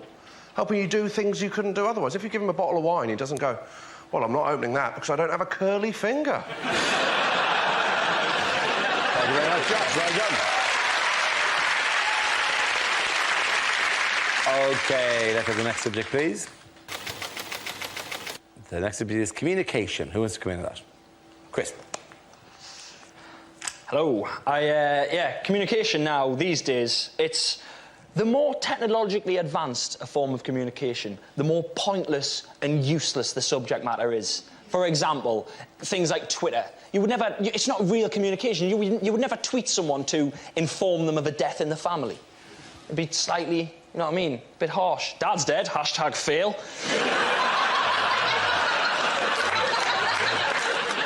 At the same time, you wouldn't show up at someone's house unannounced in person to tell them you just had a nice sandwich. All right, mate, it's 11 at night. What's up? Just had a blinded toasty. I'll see you at work. What? It is, I mean, the most pointless form of communication these days is it has to be YouTube comments. Wow. Just take a couple of hours out of your life, sit down and have a look through some YouTube comments. It's like scrolling through the mind of a psychopath. It's incredible, and I've got a game you can have to send them loopy, right? Go on to YouTube, find a video. It has to be unremarkable. It can't be anything amazing. It can't be a near-death experience. It has to be banal, boring and mundane, like a video of a cat yawning. You're laughing, there's loads of them on there. People are insane, right? Video of a cat yawning, go on, underneath, sign in to YouTube, comment one word. Fake. People lose their minds. How can it be fake? Cat yawn! yawn! Cut yawn! She was tired! Thank you very, very much, sir.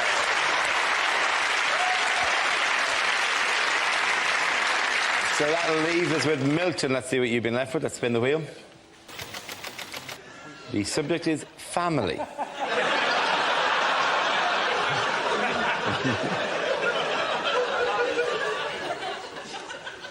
All my family are black and white. I phoned my dad the other day. He said, "You left the room before I finished speaking. I wanted you to go to Holland and Barrett and get me some tablets. Where are you now?" I said, "Holland."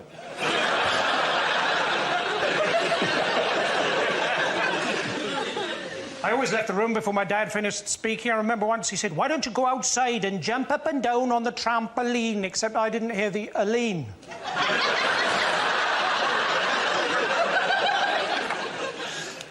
My grandfather, he eventually achieved his lifelong ambition to be a lion whisperer.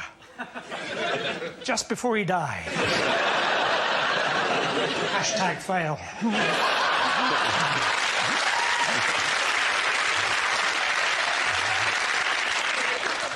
My mother, she's got to the stage now where all she does is go on about who's just died. Do you remember Muriel? She's just died.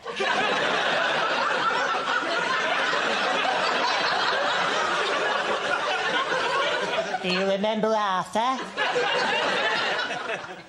He's just died. I said, "Mum, get off the roof and give me the gun." Thank you very much. Well done. Point in and out. Go to Milton Jones. Come on back.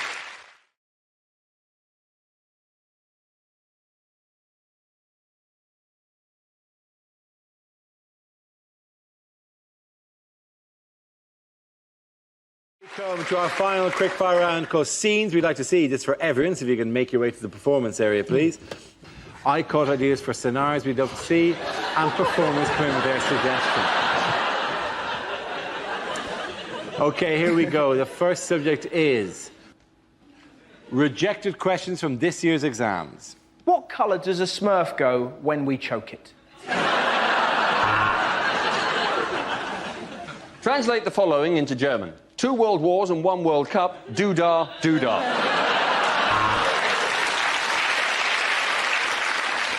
How many pepperami big boys could you feed to Victoria Beckham through a tube before she became visible to the human eye? What is the name of the force that pulls objects towards the centre of the Earth? Is it A, gravity, or B, magic? Katie Price is supposedly worth £8.5 million and has got a thriving TV career. Explain.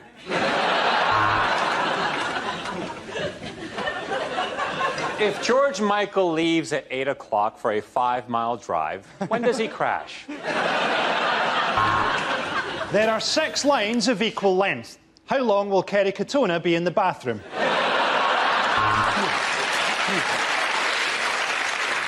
If a train is going at 70 miles per hour, how surprised would you be? What is amnesia? Is it A, memory loss, A, memory loss, or 4, the Battle of Hastings?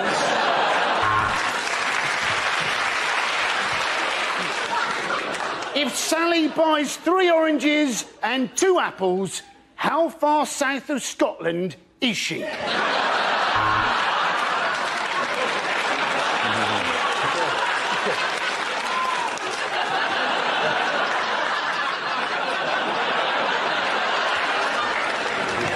Discuss the idea that Willy Wonka was a paedophile. What is amnesia? Is it A, memory loss, Draw a diagram of the male genitalia. Please use the tracing paper provided. What are most Canadians renowned for saying? A,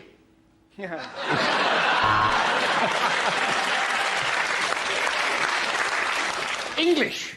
Is standards declining?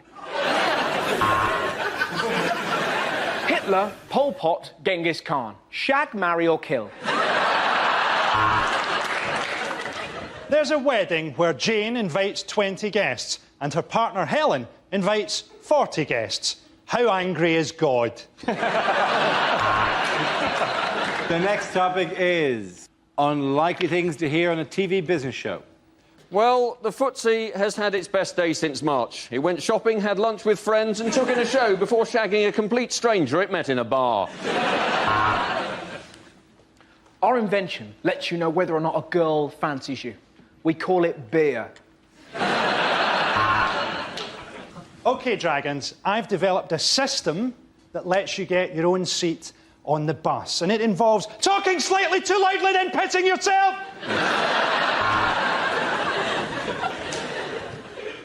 This morning, I'm asking for £500,000. And with that, I will buy 500,000 lottery tickets.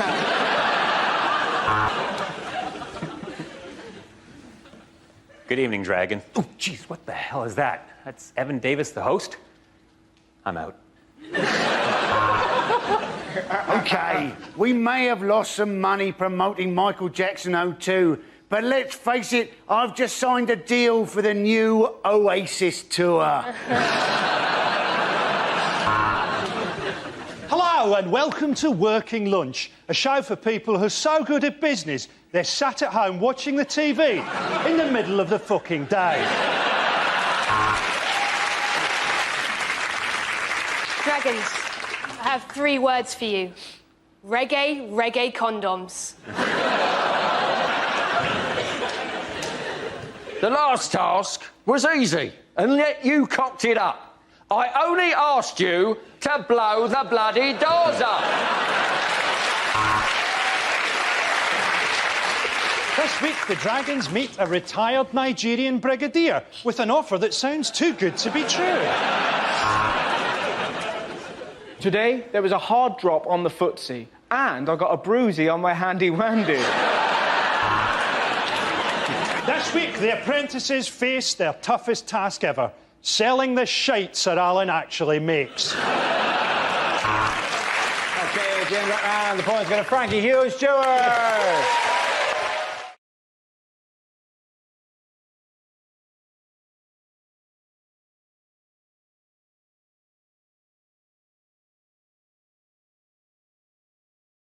Next round of call is This Is the Answer. What is the question? On the board are 6 categories. Dane, which category would you like? I'll take sport, please. Sport, OK. Yes. Your category is sport. The answer is 24. What is the question?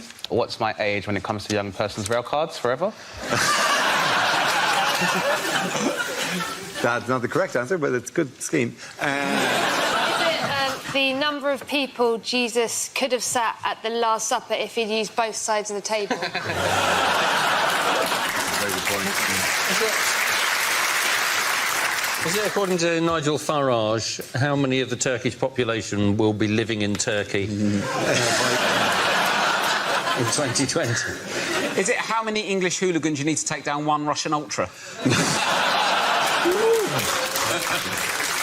Is it, once the initial novelty has worn off, how many times a day does the average person regret buying that cuckoo clock?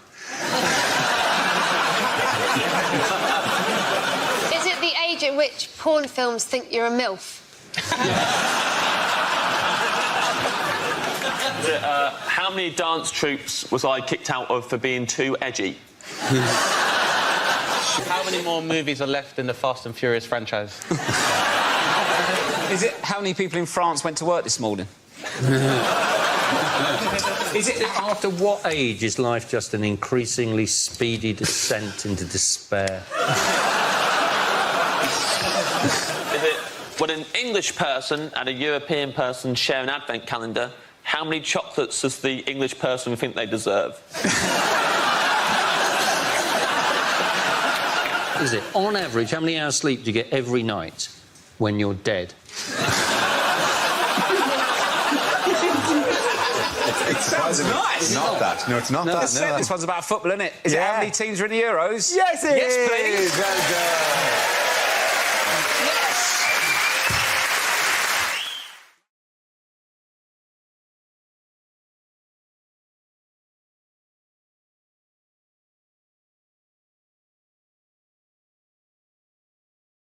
The next topic is unnerving things to hear during a medical examination. Yes, I'll be operating. Oh, there you are. Oh, my God! Come here, you've got to look at this! That's your smear test done, and I do have some bad news. I'm the janitor. Yes, well, it's definitely stuck up there. We may have to use the ferret.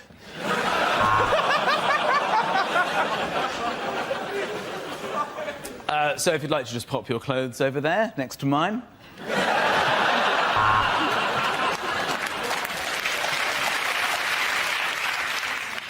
You'll live for about a week. Well, there's good news and bad news. But don't worry, I can give the good news to your widow. Don't worry, panic over. It was just a spider on the microscope. And how does it feel if I touch you here? And here? And there? These drugs don't actually work, but every time I prescribe them, I get a free pen. No. You can't have your old hip back, Mrs. Smith. I fed it to my dog. This is one of the healthiest x-rays I've ever seen. But if we compare that with yours...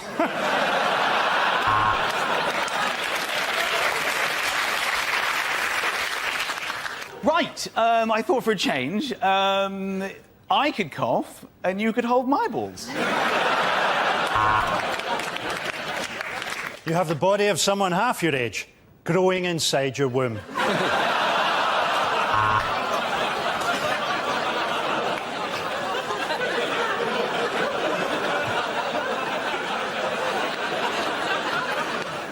Well, there's good news. You've had a baby. And the bad news, it's blown your cock off. OK, let's leave it there, ladies and gentlemen. We're going to give the point to Frankie, Hugh and Michael.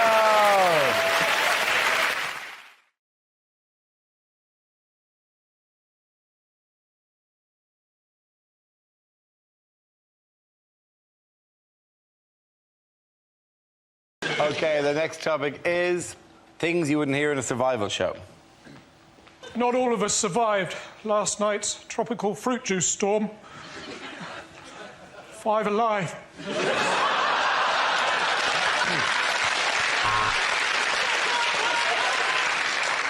At last, I have found some nuts and some berries. I hate it when they rearrange the aisles at Asda.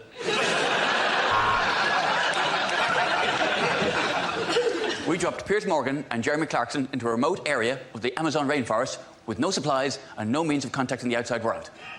You're welcome. There are many threats to the children of the Nabutu tribe. Crocodiles, snakes, Madonna. Unfortunately, you do have to improvise some things. I've been using these leaves for wiping my bottom, which is why I've been thrown out of the salad bar.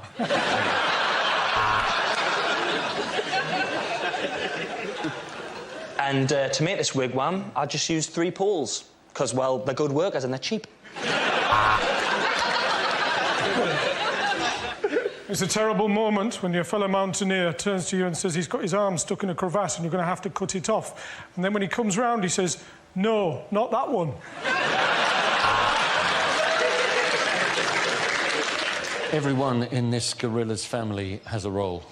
Unfortunately, I'm his love bitch.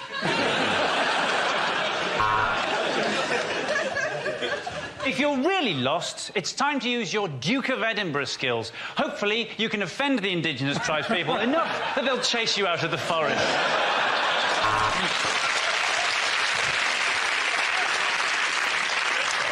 So now I'm going to show you how to make a snare, just in case, God forbid, you ever have to improvise a jazz-style drum solo.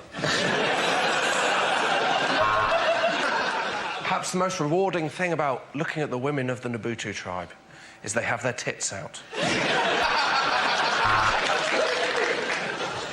Yesterday, I punctured my inflatable, which is terrible. There isn't a sex shop for miles. So I'm at home, and there's an 8-foot anaconda snake coming through the letterbox. I think it's some kind of Amazon mix-up.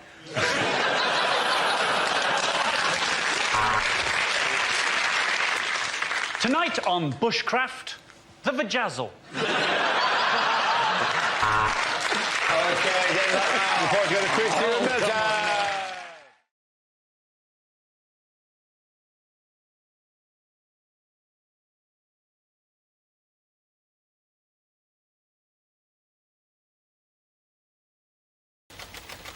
The next topic is sport. Do you know, I've heard a rumour that horse racing may not be completely honest. It's unbelievable, isn't it? But how do you stop the corruption? Well, one solution may be to call horses something like mafia-backed second favourite. Because if everyone did that, everyone would be confused, no one would know who to bet on, and the whole thing would be fair again. And often the first to show is blatantly bribed, followed by mafia-backed second favourite. They're just ahead of Joke to the Gills, Mysterious Limp, and just behind them, Out for a Canter, and I'll Fall at the Fifth. And as they come to the fifth, I'll Fall at the Fifth has fallen. I'll Fall at the Fifth has fallen at the fifth in a magnificent display of cheating. And they're coming into the final furlong. Mysterious Limp is slowing. Out for a Canter is clearly struggling, but coming through strongly is mafia-backed second favourite. And as they cross the line, mafia-backed second favourite has won it, which is remarkable, seeing as he has no head. That's been left in someone's bed for tomorrow morning. Well done, you.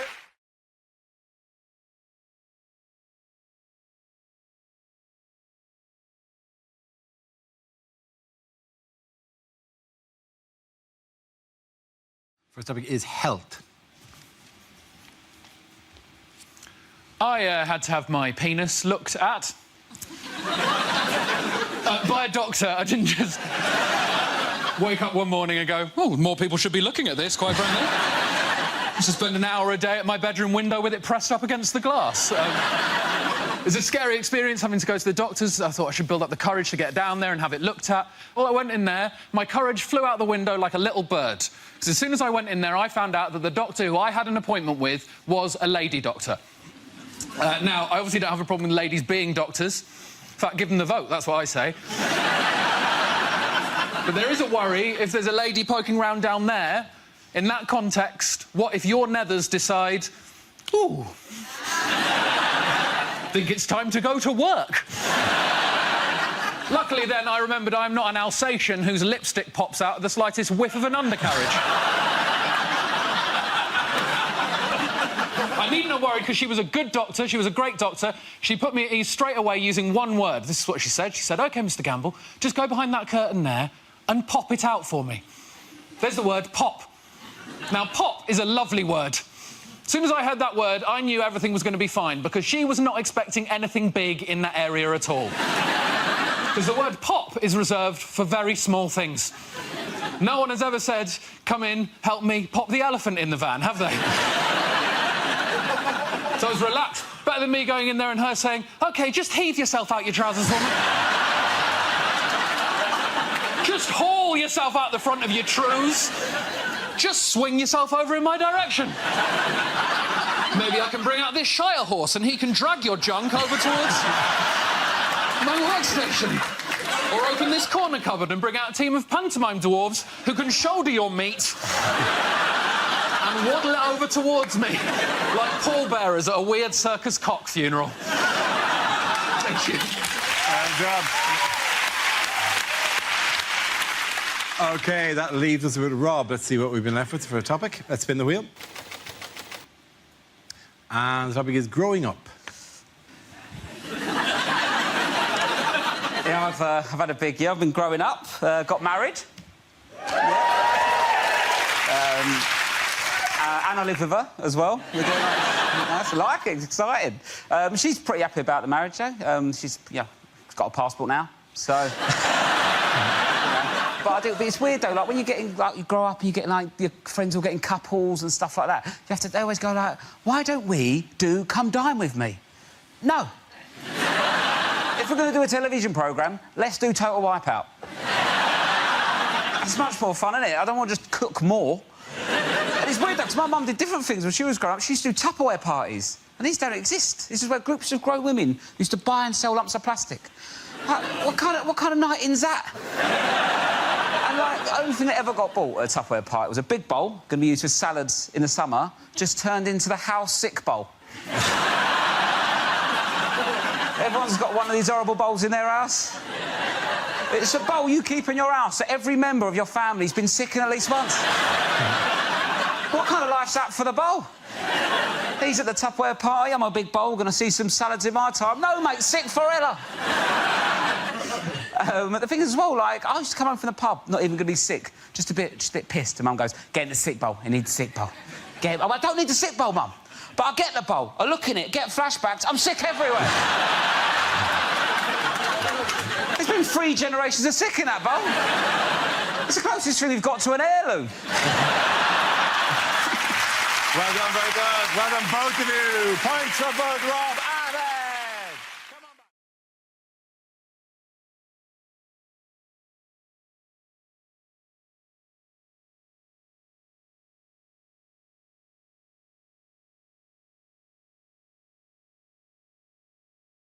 They put UKIP all in a line. I can show you what UKIP all in the line. UKIP. If you put up a banner, like, for example, after you've just been lost a by-election, it doesn't read as UKIP. It very clearly reads as Pookie.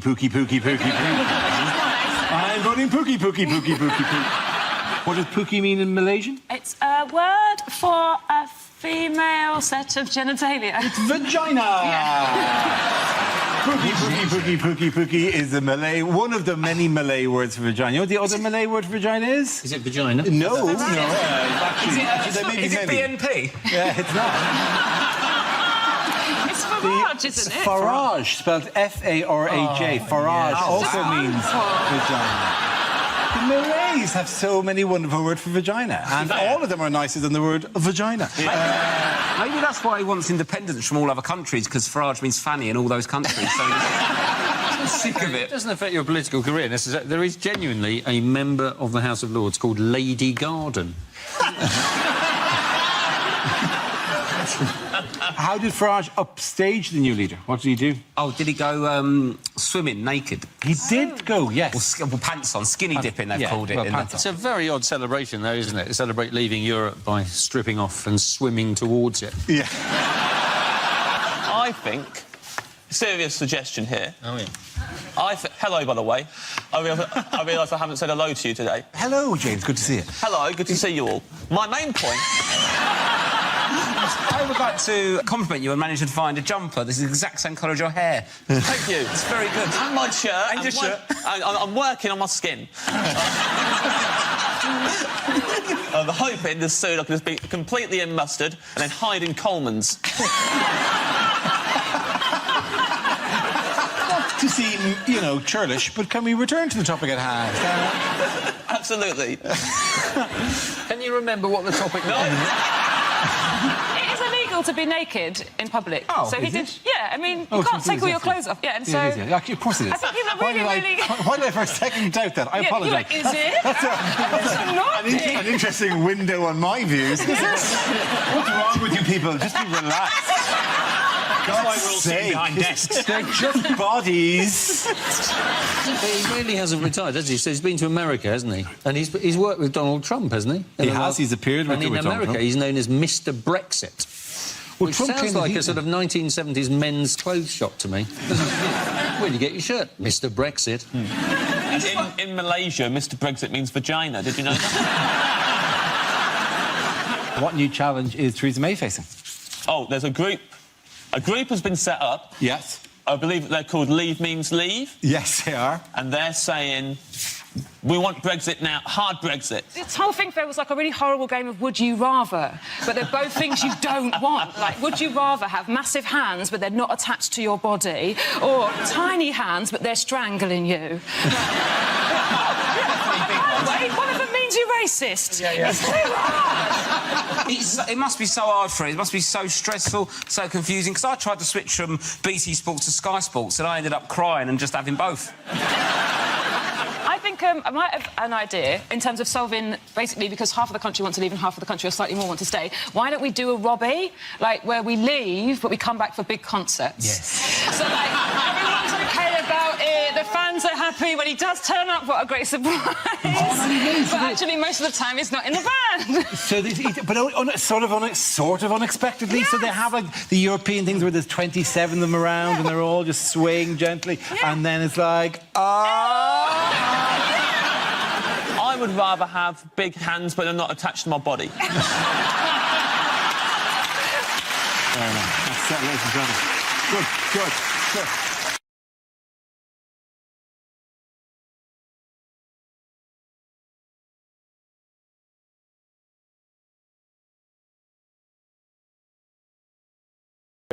Let's spin the wheel. The first subject is journalism. Who wants to come in that? Glenn. I always wanted to be a journalist, even when I was a kid, even when I was on my gap year, backpacking around Surrey.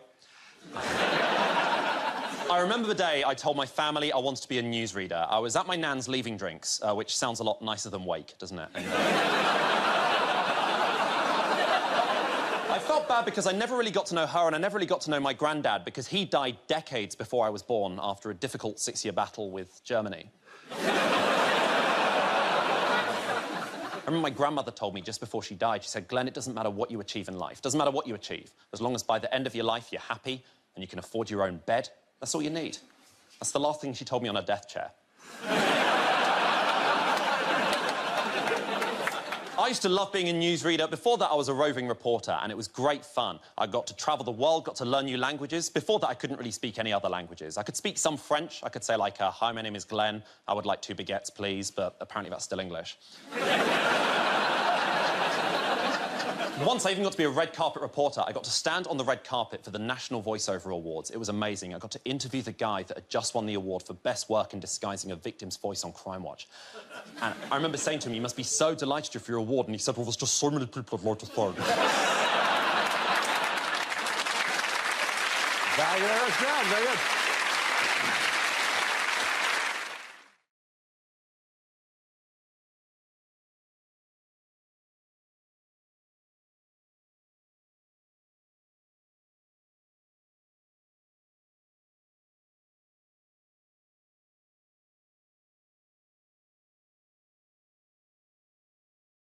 Now we play a round called It's Getting Hot in Here, so take out all your jokes.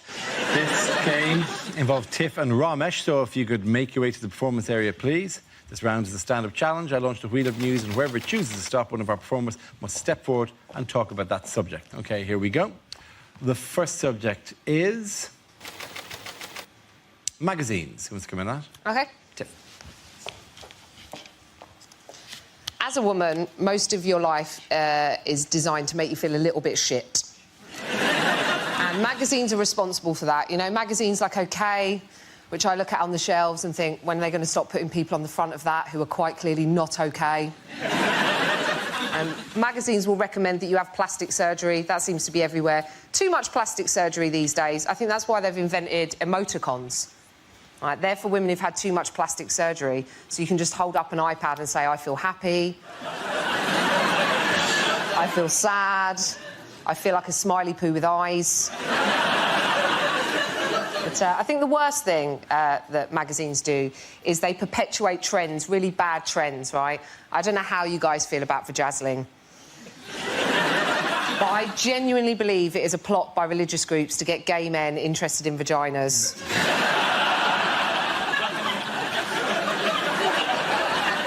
By making them look like disco balls. I told my mum about the vajazzling, right? I said, Mum, they do this thing now where they put Diamante on your downstairs. And my mum just went, vajazzling? In my day, you were lucky if you gave it a wash.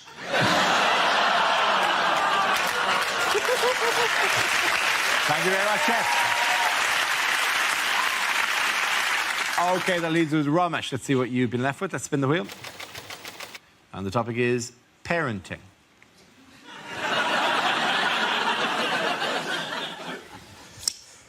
I'm a parent.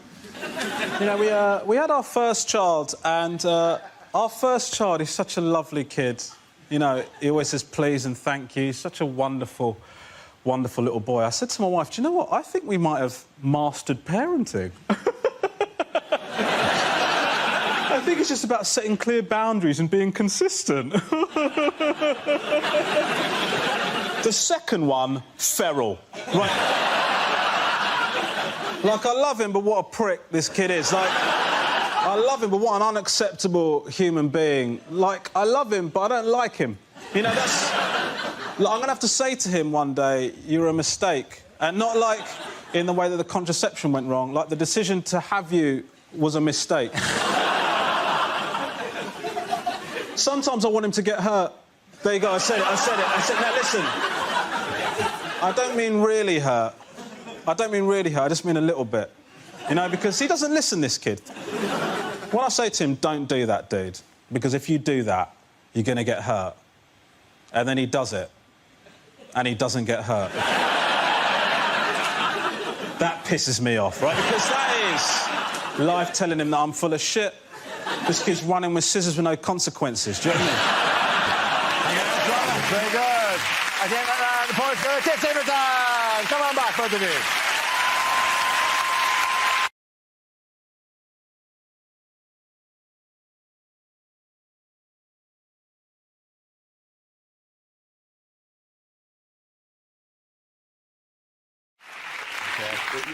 I'm driving you mad. The question was, what state was the Thames whale said to be in? Sorry, I'll do that again, because I keep saying Thames because I'm Irish. I think that was absolutely fine, Dara. I wouldn't worry about doing that again, that bit. OK, fine. We'll move on. It is, just to check, sorry, it's Thames. That's Thames. right, It's Thames. It's the River Thames. OK, all right. What state was the famous Thames whale said to be in when it arrived in London? Yeah. OK, yeah, I will do it properly, all right? The question is, what state was the Thames...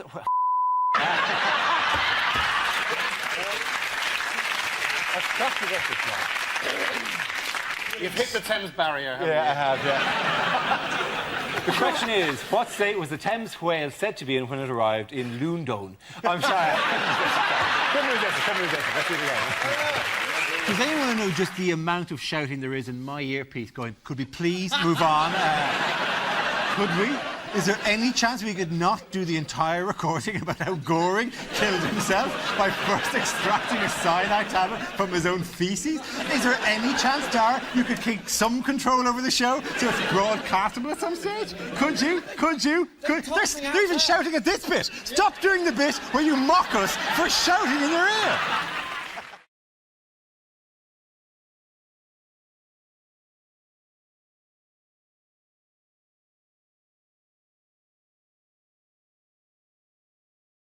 OK, here we go. Let's have the first topic, please. The first subject is parenting. I'll take this. We have 2 children in our house. 2 boys. One is 4 months old and the other is 21 months old. Yeah. We didn't want there to be too big a gap, so my wife had them both by cesarean.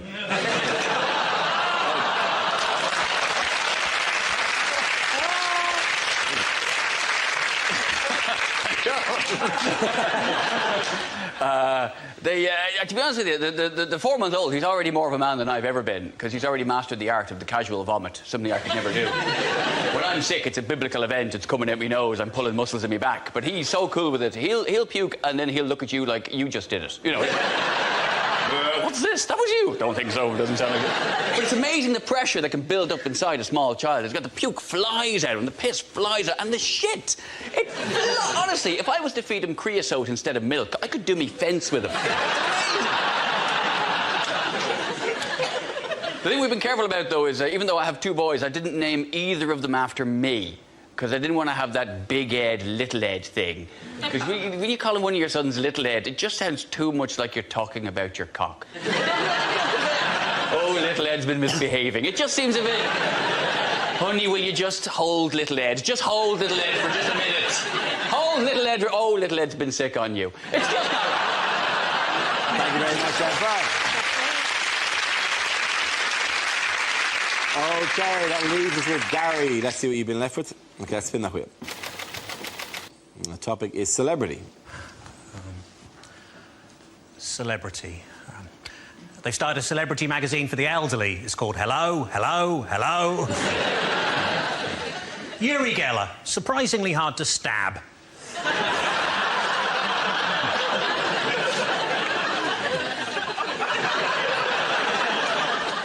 Malcolm X chose that name rather than admit he'd accidentally put a kiss at the end of a text message. I went to see Walt Disney on Ice. Bit disappointing, it's just an old bloke in a freezer.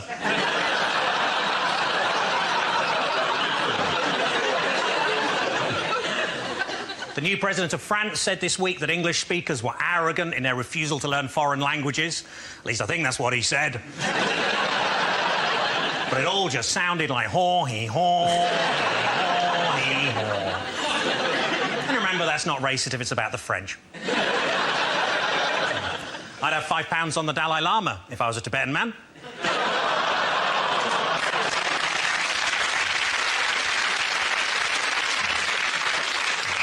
When they buried the man who invented Tetris, the whole cemetery disappeared.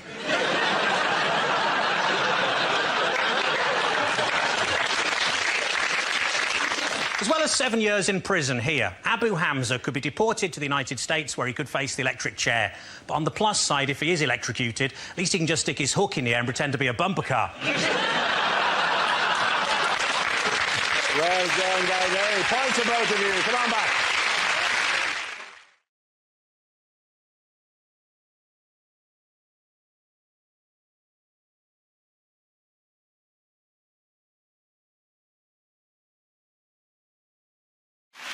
We start with a round call. If this is the answer, what is the question? On the board are 6 categories. Ed, which category would you like? Sport, please. OK, the category is sport, and the answer is 33.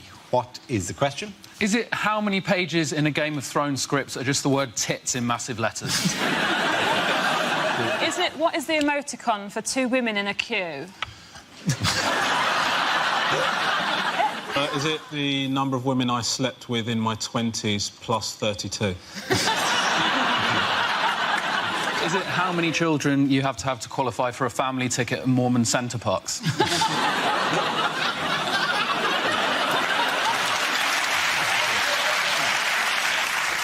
Is it at what age did I finally accept that I would never play the Milky Bar Kid? You really want to do that? Dream diet. I've got 3 years to go. Finally accepted. Okay. How many cans of Foster's can you drink and still be below under the limit? How can... That's the way you wouldn't want to say it if you'd actually been stopped by the police. And how much would you be able to drink? Well, how many Fosters can you have? I think you'll find limit, actually. I am below under the limit. Not above. Is it after how many miles did one of the proclaimers ask if they were nearly there yet?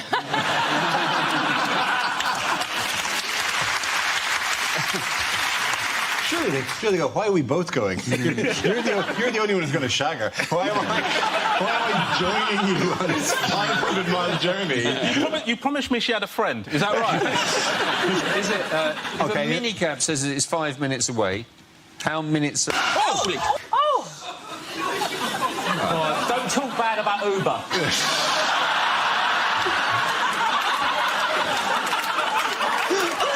Well, here, the minicab industry has long fingers, isn't it?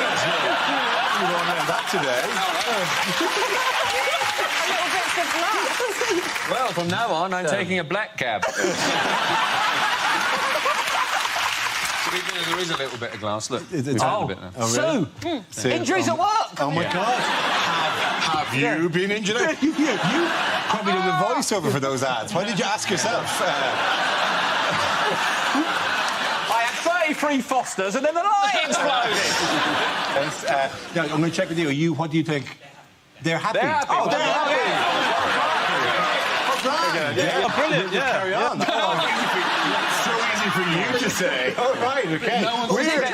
We're being shelled here. Is it how many people are going to be sacked after that light explosion?